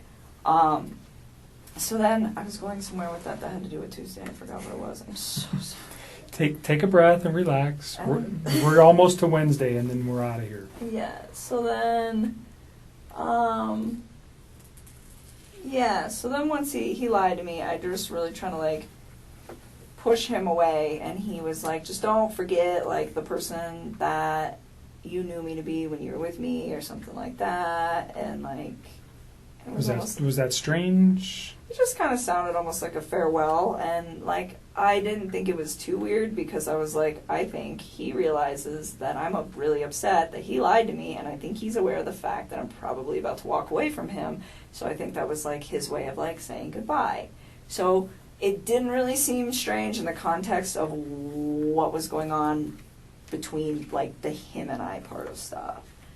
And then, and I kept asking him too, what did you do, Chris? What did you do? And he was I didn't do anything. And I'm where's your family? And I asked him that. I don't know if I started doing that on Tuesday or if I started doing that on Monday, but I think it was Tuesday because I don't really think I was that alarmed on Monday. And then, so that was supposed to be our final sign-off text. And then Jim got there at my house, and I was hanging out with Jim. But I was still, in my head, just kind of, stressed out. And I remember I, walked out of the room, went in my bedroom, and texted Chris one more time. And I told him, I was if you did something bad, I was you're going to ruin your life. And I was and if you did something bad, I was you're going to ruin my life. And I was and I promise you that. And he responded back to me, and he's I didn't hurt my family, Nikki. And that was the last text. That was the last time we ever talked. And I never said another word to him after that. That was Tuesday. That was Tuesday. And then he left me alone. He gave me the space that I asked him. He respected it. And he didn't mess with me at all. Was that a phone call where you said? No, that's all Tuesday, text Tuesday. Text Just Tuesday. call it All text text. Tuesday. Okay. Everything was text. I did not talk to that man on the phone at all that day. I mean, I don't think so. I'm pretty sure it was all text. And then, So at that time in your mind, if you said that, what are you thinking? What were you thinking, that he maybe did something to his family? yeah, I started getting really scared. What caused that The thought? fact that he lied to me. Okay. And that she still wasn't home, and it was day 2. Like, I figure if you're upset for a day, you leave for a day, but you come back. And she wasn't back. And it was like midday. And not only that, but like, she doesn't have her phone, she doesn't have her car, she doesn't have the kids' EpiPen, she doesn't have any of that. So what I'm thinking in my head is like, for a night, if you're really upset, somebody comes one of your friends picks you up, like, okay. But I can't explain that for 2 days. Like, that just doesn't, like, logically process in my mind as something that any woman I know would do. The one-night thing, I know women that would do that. But the 2-night thing, no. And so I'm like, she's still not back, and he just lied to me. And it made me, like, I just started getting scared. And I remember, like, telling him that throughout the whole day. Like, I don't even know how many times I texted him that. I wouldn't be surprised if it's, like, 8-10 times. Where I'm just like, I'm scared, I'm scared, I'm scared. And one of the last texts that I sent to him, too, I told him, I said, I'm scared because I feel like I don't know who you are anymore. And His response to that? I don't even remember, to be honest with you. I think that was, like, in that, like, sign-off text that I sent to him. Okay. But I mean, I was, like, kind of scared. What I was really scared for was scared for his family's well-being, because it's like, I don't know where these people are at this point, and it's scary. I mean, it's scary that she's gone, but it's even more scary to me that these little girls are gone. Like, that was the part that really freaked me out. Like, if it was just her, I'd be like, well, maybe she took off with somebody, maybe she didn't. I mean, I don't know, because she's a grown woman and she can make those choices. Was some of the scared, was there fear in you that people were going to find out about your relationship too? No, I didn't even care At about that that point, at that there was point. n- I was just, okay. like, scared, like, of the situation. It was, like, getting escalated, and it was freaking me out. And he was just, like, not... He was strange. So, another thing, so that was Tuesday, and that was it for Tuesday, but I forgot some stuff on Monday that I did need to bring up to you guys. So, Monday, when we were on the phone, at one point, he mentioned to me, I can't even believe I have to say this, she left her wedding ring here. And I said something along the lines of, does that mean you two are done? And he was like, oh my God. He said, how much do you think it's worth? And I was like, remember hearing him say that and being like, what the fuck? And I remember thinking to myself, like, I don't even know how to respond to this. And so I was like, I don't know, pawn it, man. And I was just like, I pawn jewelry all the time. I pawn jewelry a few times. I was like, it's not worth shit, though. And I was like, so I don't know if you really want to do that. And he's like, no. I think I'm going to get it appraised. It's a nice rock. And I was just like, okay. And it was, like, really awkward. And that was on Monday? That was on Monday night. And that, to me, was like, it was kind of strange. And then the Tuesday lying thing, like, I'm telling you, it started, like, Monday night. Him saying that was why I couldn't sleep, because he made the comment about the wedding ring. Okay. And then Tuesday, her still not coming home, and then him lying to me, and I was just like, oh my God, like, what if something happened? And it was, like, really hard for me to When you say, what if something happened, what were you thinking? Like, what if somebody took her? Like, could he possibly hurt her? And that was, like, the first time that I really, I think, genuinely considered, did this man hurt his wife? And it was, like, hard for me to grasp. And I thought about it a lot, and I waited for the night because I wanted to see if she would come home. And it was already pretty late, and I had company, and I was just like, let me just see how this plays out. And my buddy Jim left, I don't know, probably like 9 or 10. Probably it's like the same time he always leaves. And then I couldn't sleep again. It was really bad. And I woke up in the morning and I saw the interview that he had with the newspapers. And he just looked really different to me. How so? the light in his eyes is gone. They're like a different color now. It's like he has no soul. I swear to God. I saw it and I was just like, look at his eyes. I saw his mugshot. They're not even the same color. Like when you guys retrieve the pictures that are on my phone, look at his eyes then compared to now. Like it's the scariest shit I think I've ever seen in my life. It freaked me out. I was like, that's not even the same man that I know. And it was really uncomfortable.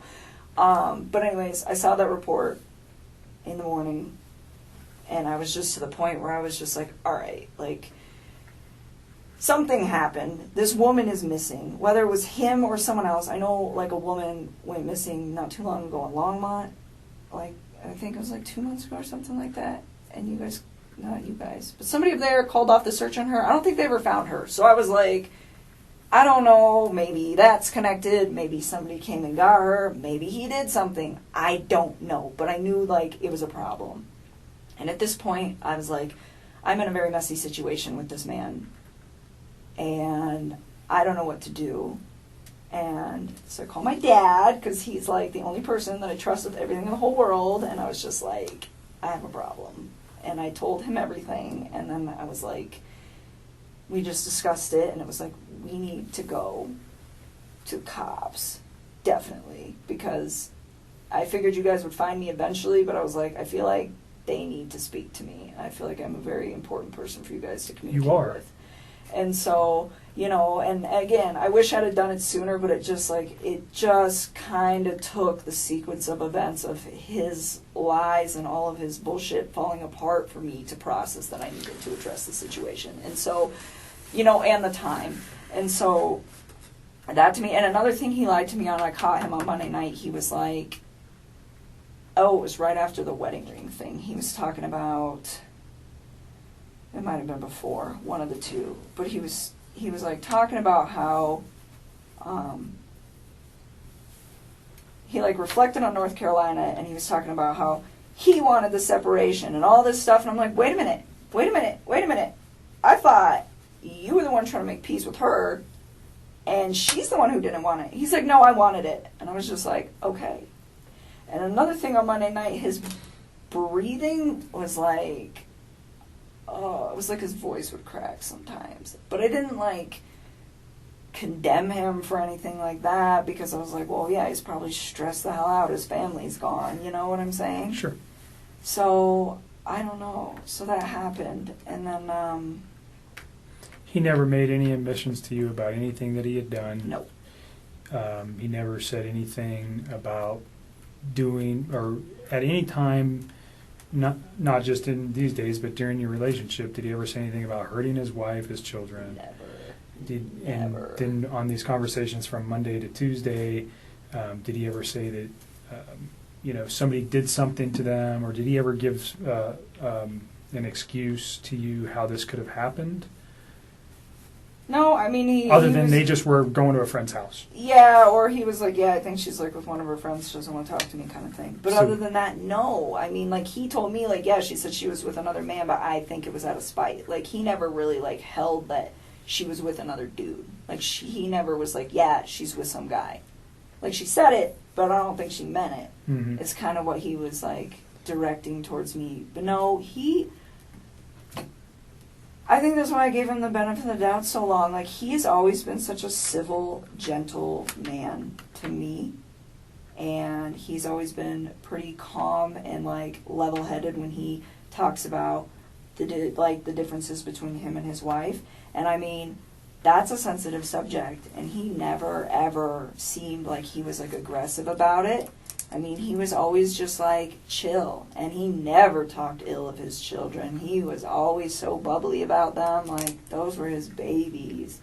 So when all of this happened, I was just like, what the fuck? And So that brings me to a question real quick. I mean, I don't think anybody over the last 6 or 8 weeks knows this dude better than you. I really don't. You guys probably spent more time together than anybody. Conversation, whatever, relationship. What do you think? What's the catalyst for this event? Do you have any? Have you had? And I know it's a hard question, but I want to get it out now. We're here. If there's a thought that you have that that might lead us to understand a little bit why he might have done something like this. Like I said, I met Chris on Wednesday, so I don't know Chris, not like you do. You know, I've thought about this, and sometimes I think to myself, if I wasn't in that man's life, would his family still be alive? And I've thought about this a lot, and I think I could give myself different responses. But in all honesty, I think they might be alive, but not permanently. I do not think that this man just snapped. I don't think that he just met some fucking amazing woman and he was just gonna try to fucking murder his family and then think that I was okay with, like, building a relationship with somebody who did something like that. Like, at what fucking point, you know? And not only that, like, I always try to say, you know, like, when we get to a point where we've been together long enough, I would love to meet your children. Like, I never discluded them from anything. Like, I remember coming back from Colorado Springs, and I was like, oh my God, they got the Cheyenne Zoo down here. You got to take your kids, and like you can feed the giraffes, and they would love it. And like, I always try to like show him cool things. Like, hey man, would your kids like this? Because my nephew would like this. Like, check this out. You know, like I sent him a screenshot of some rainbow unicorn Lucky Charms the other day. I was like, do your daughters know about these? Because I bet these are epic. Like little things like that, where it's like genuinely, like I care. I do, like, despite how messy this is and how I'm sure I'm going to be portrayed in the media and everything, like, I care about, like, his well-being with his children and all of that. And so, for me, like, when I think of what was he going through his head, I find it really hard to believe that I am the catalyst for all of this. I will be willing to say that I think me being in his life accelerated what was inevitably about to happen. But I don't think people just snap. Love does not murder. Hate and resentment murder. That's the way I look at that. I do not know what is the truth anymore and what's not, and I don't have all of the details. But this is just my opinion, but I'm pretty convinced that that woman and him did not get along very well. And the reason they stuck together was, hey, we're going to do kids. And I think they also stuck together because they were in a very bad financial bind. And I think that she continuously disregarded it. And I think he messed up because he was too passive to say anything to her about it and really address it. And it just got to the point where it's just like, you file bankruptcy and then what do? Just wait till you file the next one? I don't know. I don't know what their finances look like now, but from the way it made it sound, it's probably a pretty stark situation.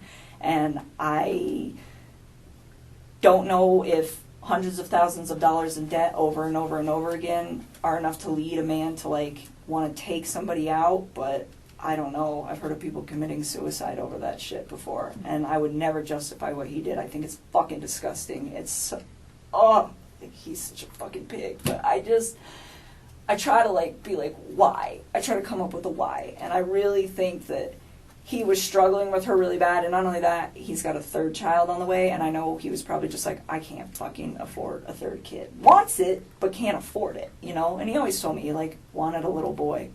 You know, he wanted a third child. Mm-hmm. And so I think that it was just something I think they were in a financial situation, and I think she was very non-responsive to him trying to solve problems and get out of the situations that they were in. And I think people just get complacent is what it is. And then, I think he met me, and I think I was a breath of fresh air for him, where it was he could get away and just be you know what, I can be myself. I don't have to worry about money right now. And this girl, I have my shit together. My life is so very in order. You seem very organized and independent and dialed Always. in I do for really 30. good. I do really good at work. I have almost a perfect credit score. I've been saving money for a house. I don't mess around. I mean, I screwed up. This is my one screw up ever, and it's about to be on national news. But just very dialed in, and I think it was a breath of fresh air for him to be around something like that, because I don't think that he knew that that was a real thing. And he had told me that numerous times. I didn't know women like you existed. It's just all right, I don't, and when he meant it, it was just like, just, like, the way you run your life. And so, because he got married really young, you know? And so, to answer your question, I think inevitably it was going to happen. I think it just got propelled faster. I mean, I don't understand what he would have achieved with, if he wanted to be with me that bad, what he would have achieved with me by doing what he did. I think his situation at home was way, way deeper than anything him and I ever had, and it led to that. And I don't know what happened in that conversation that they had, but I kind of have a feeling that it wasn't even about her pregnancy or another man or me. I have a feeling it was about money. So drilling down, you think money I for think him it's- is the biggest downfall. You guys, I mean, beyond their relationship, really, I don't know that you know too much about the relationship or the particular issues other than monetary issues, financial issues. That sounds like what you guys talked about when you talked about their relationship. I mean, like, he told me other things, like they really didn't, like, sleep together too much, stuff like that, but I feel like a lot of husbands and wives don't do that. But it was like, oh, of course you don't. That's why you're coming to me, you know? No, I think I just, like, me being in his life just pushed that forward. I honestly think that there's probably a good possibility that this would have just happened. Like, further down the road. Where So it did would've you just- see that before yesterday or Tuesday, or was that just kind of something that you have reflected on and you've thought about this now going, man, now that I see that in this guy, or just because of the lifestyle he was living, and if he didn't get removed from it, this was going to happen sooner rather than later, like you said? You know, if I was to reflect on anything over, like, the past few weeks, besides, like, the stuff in the last few days where you're like, hey, is there, like, any red flags?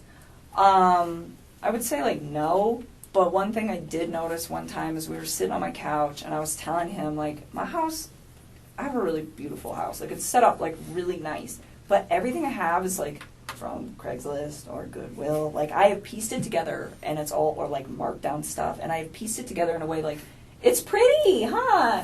It's a pretty house, but you would never guess that, like, everything I got is, like, super discount. And one day we were sitting on my couch and we were just, like, bullshitting about some stuff, and I was telling him, like, oh, yeah, you know, like, I got this marked down on American Furniture because, like, the corner was dented, and, like, I got this one off a guy on Craigslist, and I put it all, and I was, like, telling him, I was, like, I put it all together, and I was, like, to me, I was, like, material things don't make a home. I was, like, it's the energy and the love that you bring to the home. I was, like, it's not about what it looks like. I was, like, it's about what you, like, bring to it, like, mentally. And he, like, collapsed in my lap and gave me, like, the biggest, most genuine hug I think that man has ever given me. And he just laid there, and he was just like, you were so different. And I didn't even say anything. I just, like, put my fingers in his hair and just let him chill there. And I assumed that it had to do with the finances. But it didn't, like, stress me out. It was just, like, this relief sigh where he just, like, dropped into my arms. And I didn't, like, really think too much of that event, except for that I was like, this was like, it was like a really genuine hug, like, collapsed into my lap, like, just so relieved. And I didn't really think much of it until, like, I started reading about, like, their bankruptcy and all this other shit, and I was like, oh. So I think it might have been bigger than he let on, because he never told me about his bankruptcy. Sure. You know, he just told me about his current financials, and he didn't even get that in depth, but I'm assuming they're trashed. And so, yeah, I think her spending all that money and not listening to him, and him not standing up for himself in a calm and, you know, Is to elevate. yeah. Last hard just question kinda- regarding this. Go ahead. And then I have just two cursory questions regarding something else, and then I think maybe Tim has a few questions for you. But I think what you say about the finances directs directly at his wife. Do you think that goes to the children as well? Because she took, did she treat them like that, like they were gold and they got everything as well that you know of? Or do you think there's a separate issue for why he may have done what he did to his children other than financial? That part I don't have an answer for. I can't fucking explain that. I don't even think there is an answer. I don't even think there's any sort of, like, computing up here that could possibly give a rational explanation for why that would have happened. I mean, the only thing that I've honestly thought of when I play the scenario over in my head is that maybe they woke up and saw him doing in their mom, and he was like, "Fuck, now I got to do this too." I don't know. I'm like, why? Because they were like his like little lifeline. You know, he that was everything to him. You know, and I get like those two have problems. But he had a great relationship, but from what you're accounting is With his he kids. loved his children. Yeah, like that part. It's oh my god, that's the worst part of this whole mess. The worst part of this whole mess. We won't dwell on it. We don't have to dwell on it. No. Let me ask you. But so no, I don't have an explanation. That's the only thing I can possibly plausibly think of is maybe they saw it. But other than that, I don't know what the fuck. Okay. Who's Charlotte? Are you asking me who's Shanann? Mhm. Like one of my friends? Mhm. She's like a really good friend of mine. Why? Did you have some conversations with her regarding another boyfriend No. that you might have met on eHarmony? Or did she meet somebody on eHarmony? No, she's engaged. Okay. She's engaged. So there's some text messages that we got off your phone, obviously.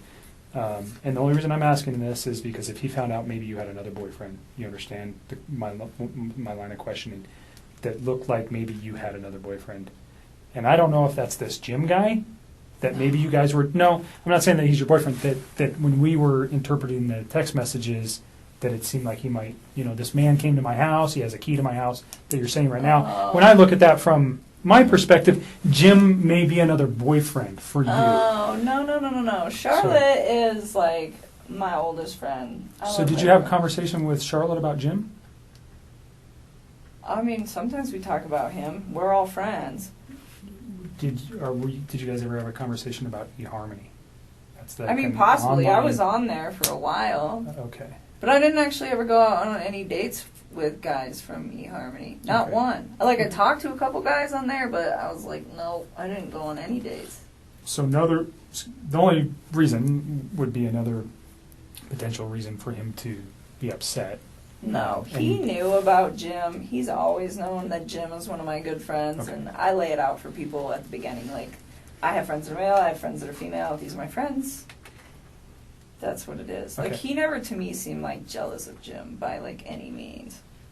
So, no, I'm curious what text you're talking about with Charlotte. I talked to that girl so I have much. 153 pages of text messages, so I can't. If I could pull it up, I would, but I don't know where it is. I thought you guys just got my text. We got when we ask for everything. For 7 days they give us everything. Oh, so why did you need to just do that if you just had them? Because I don't know that they're completely accurate. Again, what they send me is I don't have any way to verify that they're accurate. Gotcha. And if you delete a text message, sometimes those are not retained by carriers. They're still on your handset. There's a way to recover them from your phone. But they may not be held. There are certain carriers that don't even keep text messages. And I won't tell you who those people are, but they don't keep them. We can't even get our hands on them because they don't have a database. They don't pay the money. They're stored on your stuff and your stuff only. So that's why we ask for it. And some of those things disappear in 3 days, 5 days, 7 days, unless we ask them to keep them. And sometimes we don't know in time. So that's why we do it too. Okay?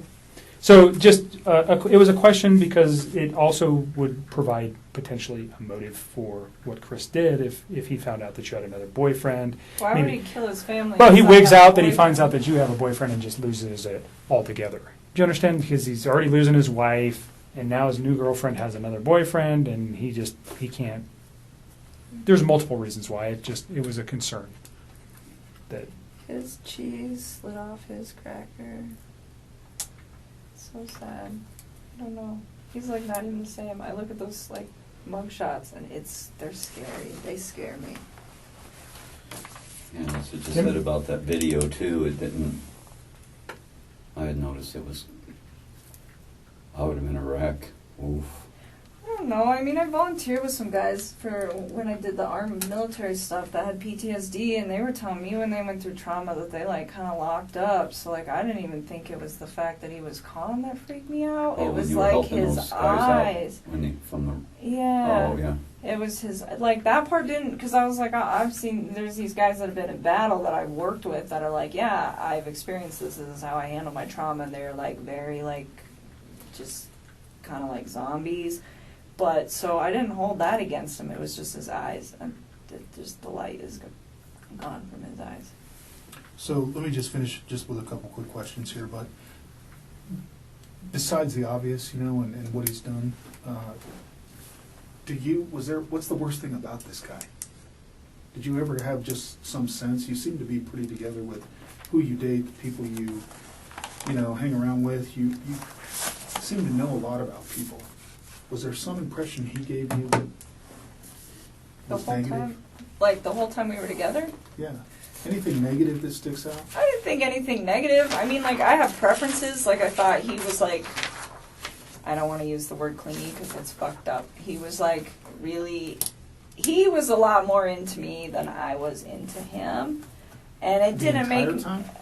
Yeah. I mean, I really enjoyed his company, though. I mean, enough so that I kept everything going despite the situation. And, I mean... Like, it didn't scare me or anything. It's just like, I don't move that fast. Okay. So I think things What were were his moving. long-term plans with you? What did he discuss with you?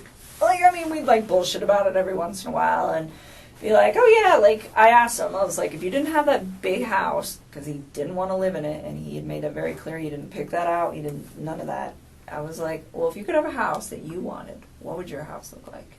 And he would tell me, he's like, I want a little ranch home. Like, it doesn't need all these floors, just a few bedrooms, enough space for my kids, maybe some property so they can, like, run around.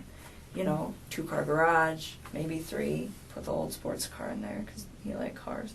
Stuff like that. You know what I tell him? I'm like, I'm simple too, so if you end up doing that and we end up staying together, let's do it. But it was never like, sell your house, let's go buy a house. Like, it was very... You ever say anything about getting married? To me? Yeah. I mean, it was like a thing where it was like offhandedly, like, one day maybe this will happen. But again, it was like these were... I did not take these as very, like, deep conversations. It wasn't like, this is when we're going to get married, this is what's going to go on. Okay. And you knew him for how long? brief. Total, just not dating him, but I mean, when were you first aware of him? How long? I don't know, probably the beginning of June or maybe May. So, like, 2.5, 3 months, tops. I mean, this is all, like, really fresh. Like, all of this is compounded into, like, a very small time frame. Very quick. Yes. Has he worked for the company for a while? Yeah. I don't know how long. I want to say, like, 5 or 6 years off the top of my head, but I don't know. But Did he supervise people? Do you know anything about that? Yeah, kind of. So he was an operator, and the way the operators are set up at Anadarko is they have operator 1, operator 2, operator 3. But then each operator is, like, broke down into, like, the basic guy, the medium guy, and, like, the foreman. And then it starts all over again. So he is still on level 1 of the operators, but he's, like, the top dog on the level 1 of the operators. Okay. The whole time you've known him, this 2 or 3 months, did he ever complain of anything, any medical issues whatsoever? And did you ever pick up on anything? Is he allergic to anything? Does he have any, a special diet, anything that's messing with him physically? Not that I'm aware of. Okay, how about psychologically? Do you ever think there's something wrong with this guy? No, I wouldn't have dated him if I did. He, honestly, I mean, maybe because I thought he was, like, one of the, like, most laid back and, like, decent men I'd ever met, and I just haven't met a lot of people like that. But, I mean, no, not up until all this stuff started happening. Then I was like, whoa, you are not the person that I thought you were. But prior to that, no, not at all. I really didn't. I enjoyed his company. You think he was dating anyone else? No. No way? No. Okay. He was way too invested in that. Was the relationship was it sexual right off the bat?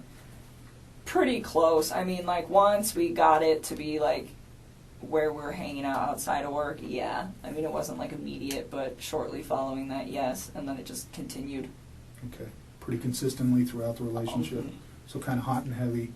You mentioned that maybe you guys were sending some photos back and forth. What kind of photos is he sending you? Well, see, he would, like, send me, like, workout photos, stuff like that. He sent me a couple of inappropriate pics. I did not request those. I didn't even want them. I was just like, why did I do What this? were they? Oh, it was of his package. And I'm just like, okay, cool. Like his face and everything? Or just... No. Okay. No, that's it. But I think he only did that like one time. It's just like, I don't even really want this. But usually he would just send me pictures, like workout pics, like progress pics stuff, and I would just kind of keep him updated, like, because he had some like fitness goals in mind, so it's kind of like trying to help him out with that. Okay. When was the last time you guys were intimate? Saturday. Was that the Broncos game? Uh, Where would that have taken place? at my house. When he went to go pick you up before heading up to, He didn't pick me up. We drive my vehicle. But, yeah, prior to and immediately following afterwards. So it was like, So when he dropped you back he off, came to my house, you it did. happened, and then we went out to dinner, and he came back to my house, happened again, and then he left. Okay. Any other stressors in his life besides finances and that he mentioned? I And mean, his wife? just the fact that that she doesn't like let him openly communicate. I mean, but other than that, no. I mean, nothing that I really know of. We didn't like dive super deep into that stuff. It was just like occasionally there'd be a conversation where it would come up, and I mean, it wasn't even really information that he wanted to provide. It was just like me being curious, like, why are you separating from her? This is good to know. Or like, what are your finances like in case I end up building a life with you? But it was usually me like doing the inquiries, but I used to try not to be like super invasive about that stuff. Mhm. What are the, in your mind, again, just real quick, what are the things that really pop out to you that he would complain about his wife? Just that she didn't listen to him. She like never listened to him. She always just like shut him off. Oh, and he told me once that she used to like kind of like talk shit to him in front of his kids, and his kids were starting to repeat it. To give you an example? Yeah, she said, what did she say? He said he tried to ask her for something and ask her a question. I don't know, something. He didn't like dive super into this. This was like pretty early on, and she said she told him to shut up and that he didn't know anything. And his kids started like repeating it. And he said that it made him really sad, and he realized that that was when he needed to separate from her. So, and he never, though, he said she was a good mom? Yeah, I mean, he never complained about her being like a bad mom or neglectful or anything like that. Abusive, anything like that? Nothing. When it comes to like violence or anger or any of that, nothing. I mean, and he even said like, yeah, like so she kind of like gets bossy with me sometimes, but as far as like arguing back and forth, he's like, that never happens. He's like, we don't fight like that. So I don't know. He seemed pretty like even keeled with stuff. So Did they talk about how they discipline their kids at all? I never asked. I felt like that was not my place. And he never mentioned it? Nope. That's all I was going to ask. Just making sure nobody else. What time is it? I've been so. It's 8 o'clock. Yeah, It's time to go. You have my card.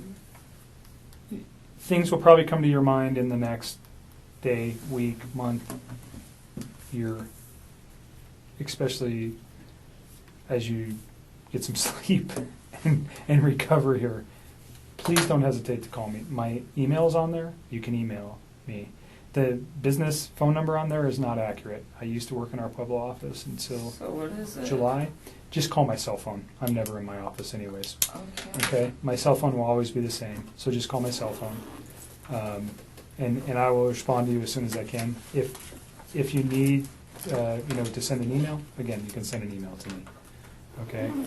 If I can help you in any way with some services to deal with the obvious trauma that you face, let me know, and I'll get you in touch with the people that can help you. Also, if you have issues with anybody intimidating you in any fashion, I will tell you right now, I have zero tolerance for that. Zero. I will charge anybody if I can prove it, and I will take them straight to jail. Period. You are not, you're not a suspect in anything. You're merely a witness. Unfortunately for you, you met a man who did some terrible things, and I will not. I won't stand for it. Through my career, period, zero tolerance. You will go straight to jail. You call me immediately, and I will handle it. I appreciate Okay. that.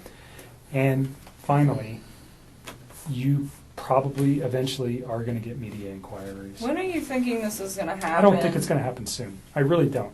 I will tell you today that there was an inquiry from a media member requesting to know if there was any other people involved in Chris's life. I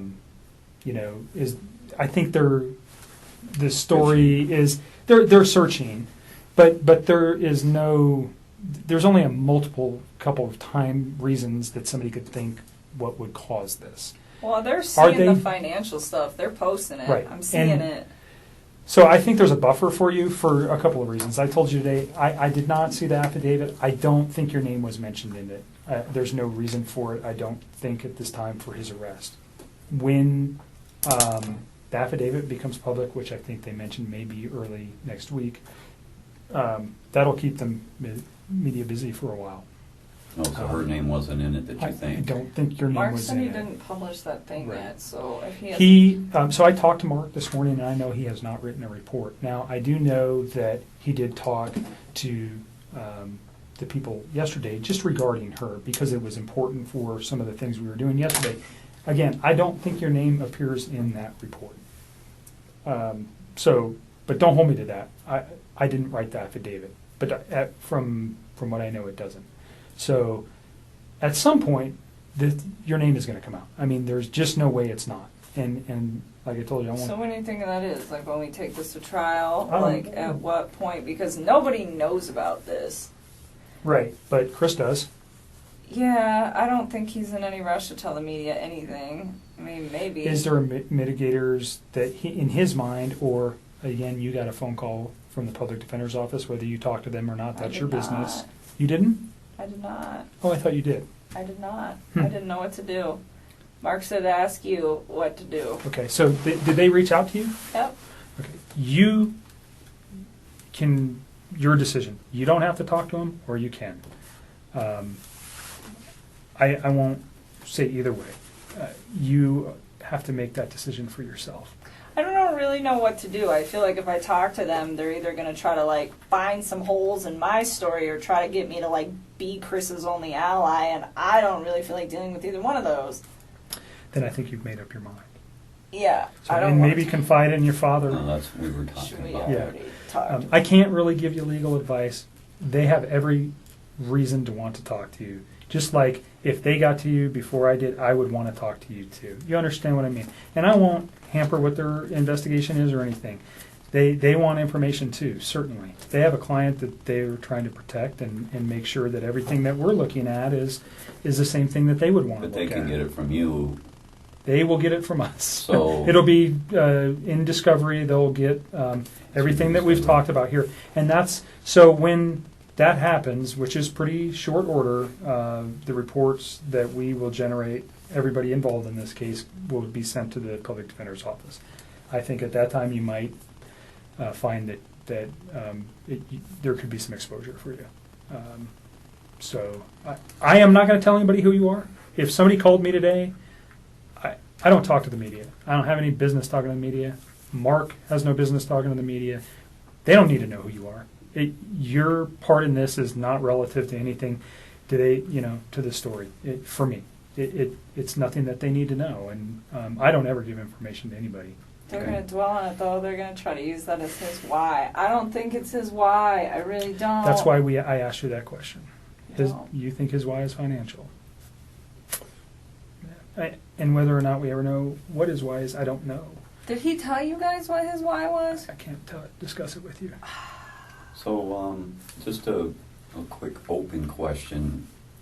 The way the legal system runs, is it,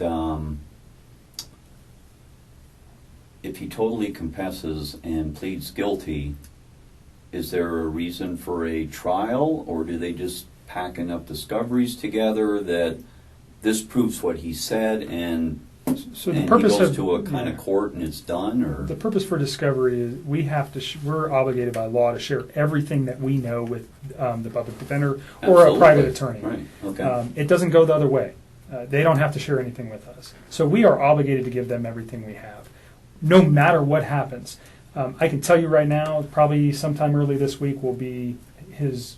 He's going to enter a plea. Either I'm guilty or not guilty. That will probably be sometime Monday, Tuesday, Wednesday.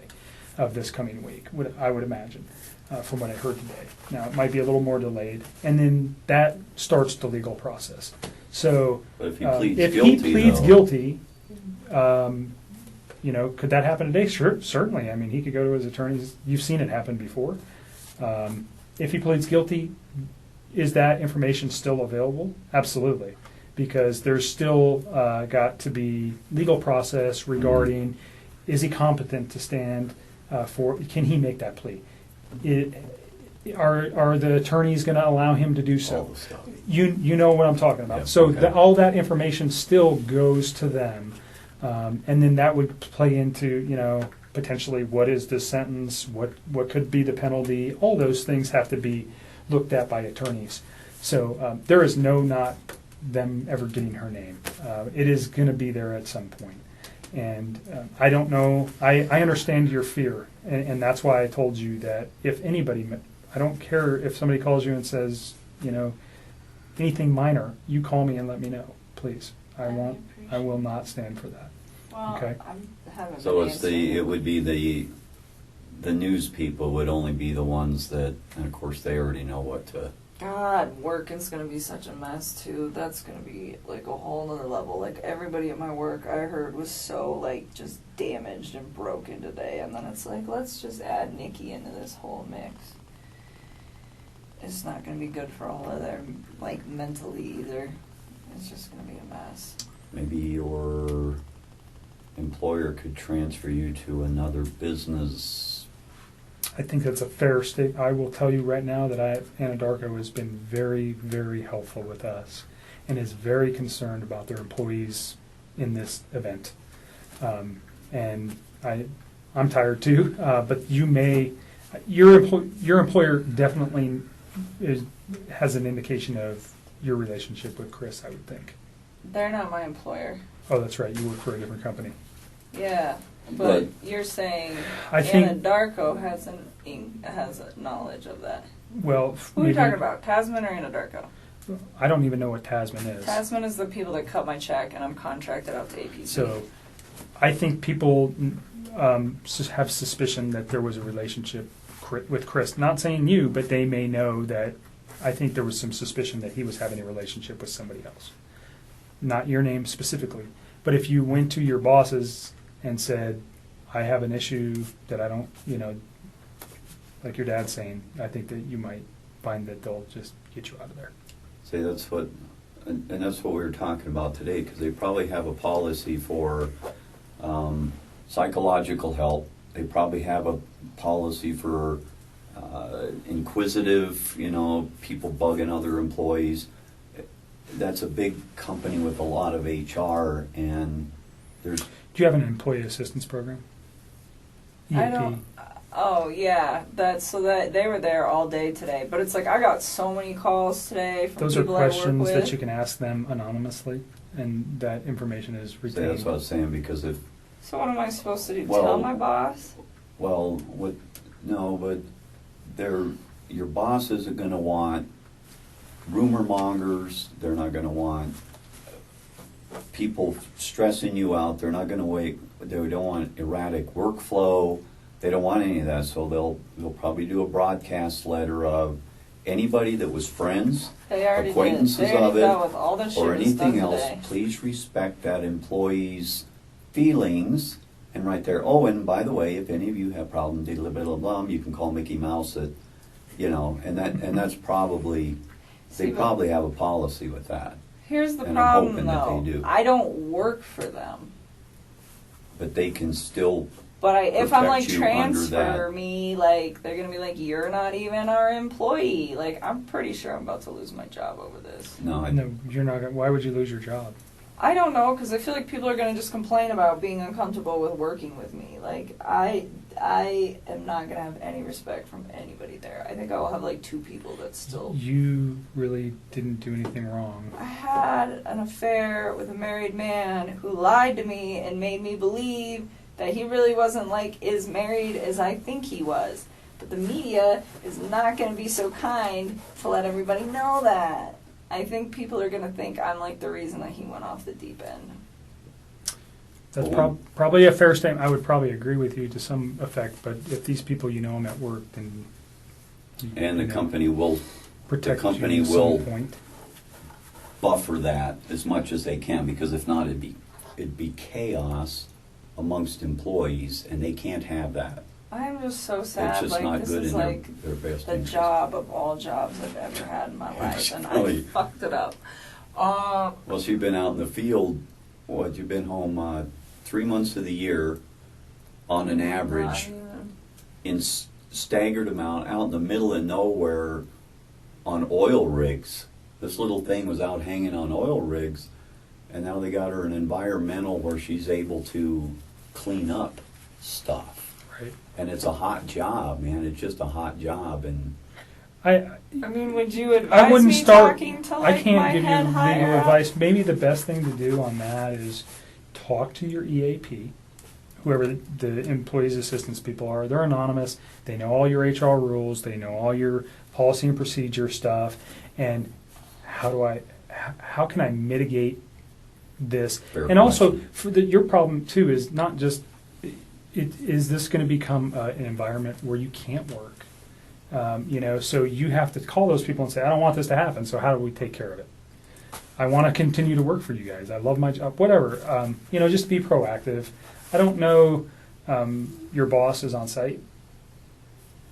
Yeah, she's pretty cool. I don't know. She's I think that's a personal decision you have to make. yeah. But I mean, don't I didn't think- even think about talking to them at all. But I keep thinking about. I'm like, man, when my name gets out in the news, this is about to be crazy. No, like I I had do it. People call me all day. Like my office mate would not shut up. She just called me today, and she was just like, "Oh my God, did you read this article and this article? And what did you think? And oh my God, and this and this." And I'm just like, I don't want to talk about this. Please leave me alone.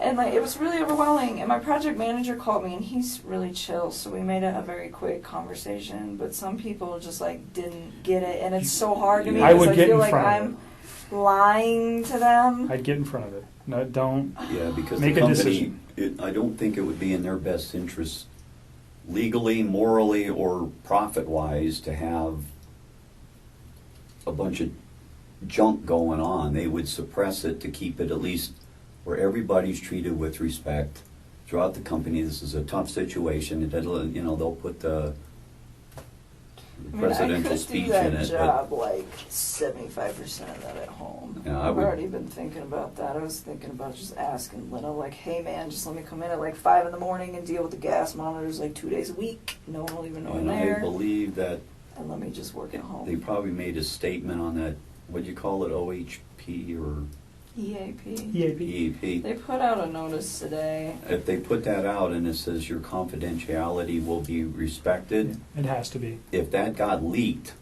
through an HR department and that got out after you told them something, that would not be good for. Employment law is very strict on that Yeah, kind of so stuff, I, and I think you should just not attack it, but be proactive in it and snuff it, because And what? Just go tell my boss, like, not what I told you guys, but like a summed up version of it. Like, hey, Well, my they- name is about to get released in the media, and there's a lot of stuff. I don't know if I'd need do to- that in that fashion. I might you just need to figure out a tactful way to do that.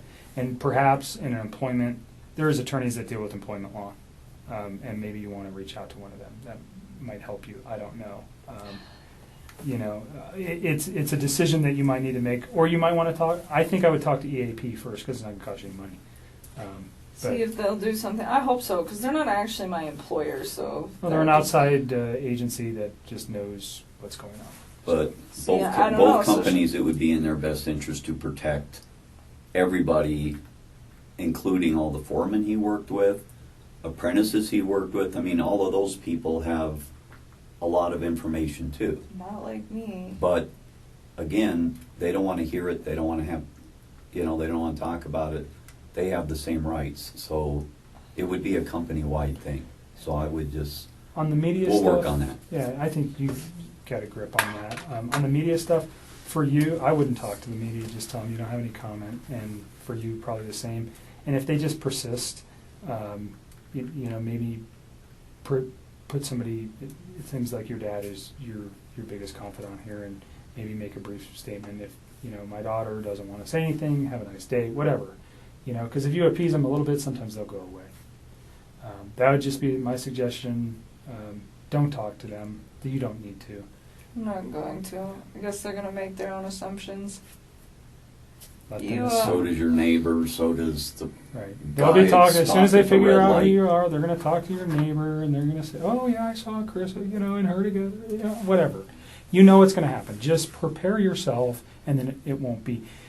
Are they gonna there's like swarm my house? No, I don't think so. No, they were like swarming his. He told me that he's like, there's media everywhere, and it's just like, I hope that does not happen Well, to me. I yeah. mean, I have like a safe house in Denver that I can go to, that I There have the you go. keys to, that has that's what nobody we're, there that's what we're ever, thinking for the and next it's couple all of I have to weeks. do is check the mail, and there's no questions asked, and nobody knows where it is, and I'm not telling anybody, but it's like a really nice spot for me to like hide there. out, and I don't have any friends in that building. I mean, it's an apartment, but it's And we like will safe. answer your phone calls, but the safe house is from The safe house go there. is the safe people house. banging on her apartment Well, door. when should I go there? When do you think all this is going to start happening? I mean, it's kind of. I mean, it might be just good for you to go there anyways for your sanity and stay away from this place that you had a connection to this man with and get your thoughts in order. It's And so sad. That was my nest. That was like such a warm little place. That was and your- now it's like I haven't even slept in my bed. I've just been sleeping on the couch with the dog. I don't even want to do it. What other questions can we answer before we go? I don't foresee talking to you again regarding this now. An attorney might review something and go, hey, can you ask her another question? And that would be a long ways down the line. I don't think there's anything else. I let you talk for a long time today to get it all out. So we don't have to do this again because I don't want to traumatize you again. But if there is important things that come up, please know that I do want to talk to you about those. Other things that we haven't talked about today, or if something just, I mean, I got to tell them, just call me.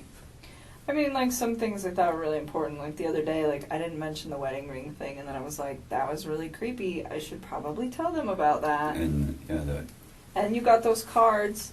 I gave you those cards. So you gave me cards and there was clothing in there. Yeah, I don't care what you do with it all. I just don't The want clothing, was any of the clothing anything he wore this weekend, or is it stuff that was from... it. No. It was like stuff that he brought over like prior to that. Okay. None of that. Like some of it's been washed and folded since then. Yeah, I just wanted it out of my house and didn't want to throw it away. We'll So take you care of guys it. can We deal have with it. We'll take care of that. If I have questions on the context of a text message, I might just call you and say, "Hell, does this mean?" Because I might not Yeah. understand what you were talking about. If that's okay with you.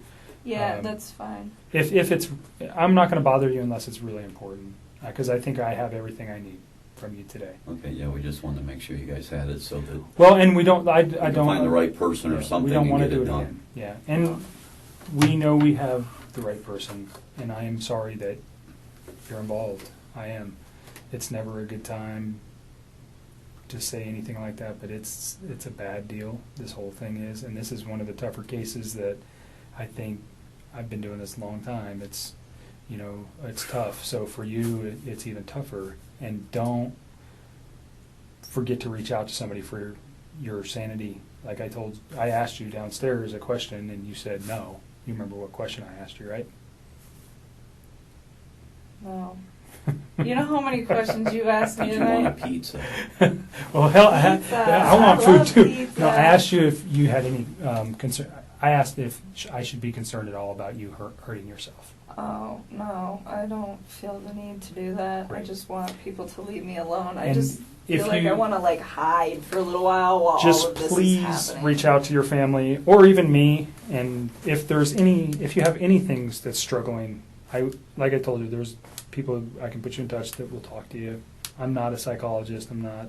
That's not what I am. But people sometimes that get caught in these situations, they end up having lots of emotional issues, and you need to address them. Don't just hide that stuff. Okay. All right. Are you guys You gonna seem help pretty me if super we go? intelligent. So I appreciate that. That's a nice compliment. When we go to like trial for this, if that's what he so feels the need to take this to, are you guys gonna help like coach me through these course. questions? So we would be there to rediscuss our conversation today, the conversation you had with Mark, and then an attorney would talk to you prior to any questioning on the stand regarding what kind of questions they're going to ask you. And really the only thing you have to remember, I mean, if you're worried about your recollection or your recall or, you know, how you might remember this, everybody worries about that. Even we do. We spend hours on the stand, and it's very difficult. But the only thing you have to remember is tell the truth. And the truth will never change in your mind. You know what happened during these 6 weeks. You know what happened on Monday and Tuesday. And as long as you tell the truth, then there's nothing to be worried about. If you don't remember something, you don't remember it. Might they pick on you a little bit about that? Absolutely. They usually pick on us a lot more than they do you guys. So, but that's so far down the road. I mean, how long are we talking? Like, how long That is this could whole process be, gonna well, take? so he has the right to a speedy trial once he makes a plea, which is 45 days. Do I think that's going to happen? Absolutely not. I can tell you that the majority of the homicides that I work on average somewhere between 1 and 3 years. Yeah, look at the So clown do man. I gotta just deal with with the the theater. media, like knocking on my door You're- like that for like 3 years? 'Cause that's This like enough to case go will through. be hot until the next, unfortunately, crazy case comes up. And you know it's true. I don't know if you watch the news. There's a reason I really don't. Every week. I don't. But watch you the know news. there's something new every week that's the hot topic. This one might be hot for a week, 2, 3, whatever, and then something else is going to happen, and they're going to forget all about this one until it comes back to court, and then it's going to be revived, if it ever does. I don't know what that, you know, he So- has all sorts of, he could plead. He could say, I want to go to trial. I didn't do this. Whatever. He could say whatever. So it could be tomorrow. It could be 5 years. It just depends. I mean, there's a lot of things that can slow cases down. Yeah, look at that theater thing. I mean, that was a whirlwind for, what, a month or so? Sure. And then all of a sudden, as soon as people started figuring out what that guy was all about, all of a sudden they started just like, man, he's weird. He was psycho. Look at him, and he just kind of just. And then it But I petered notice off. it shows and then- up like every. Huge. That's a huge event. Yeah. You know, But certainly it shows up every 6 unprecedented. months or a year here. Sure. You know, I mean, you look at. Ugh. I just. There's no way to know that. But if, Okay. like your dad's saying, you know, like on that guy was sent to the state hospital for evaluation. And that takes a long, long time, and that can draw out cases if there's evaluations. There's all sorts of things that come into play that really don't worry about.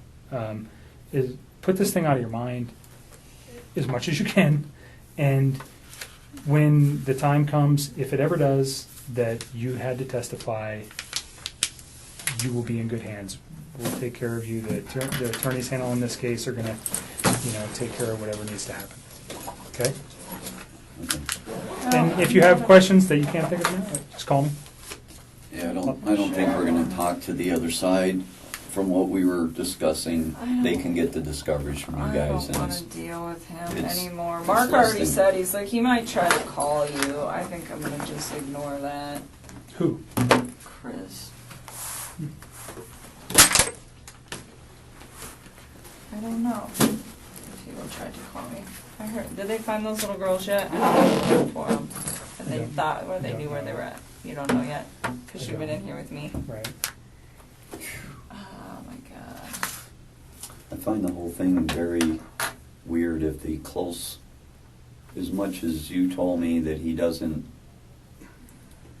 was as normal as he was, but yet some very close friend would call within a couple of hours of her not answering the door, or what was it? Well, I think she was like on meds or something. Like, so I think she wasn't concerned But to about call Chris. But to call the police within just like the same day, and yet he acted normal on this end, that is weird. Yeah. Somebody, there's 2 different lives there or something. Oh, there's definitely 2 different lies there. That's why sometimes I have to I feel like when he's like, well, what did she, and people are like, what did he say about her? And it's just like, I don't even know if I want to say it, because who knows if that's what's really happening. I mean, maybe, maybe not. Molly called me back, so we'll call her tomorrow. Okay, I think I might need to approach Anadarko. I really don't want to go to work tomorrow. I don't think I'm going to.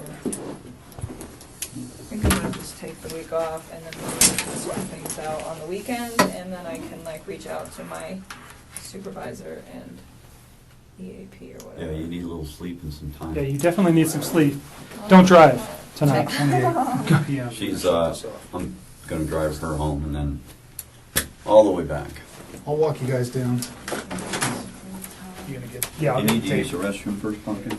No, which is crazy because I've drank so much water today. I really, really do appreciate you being completely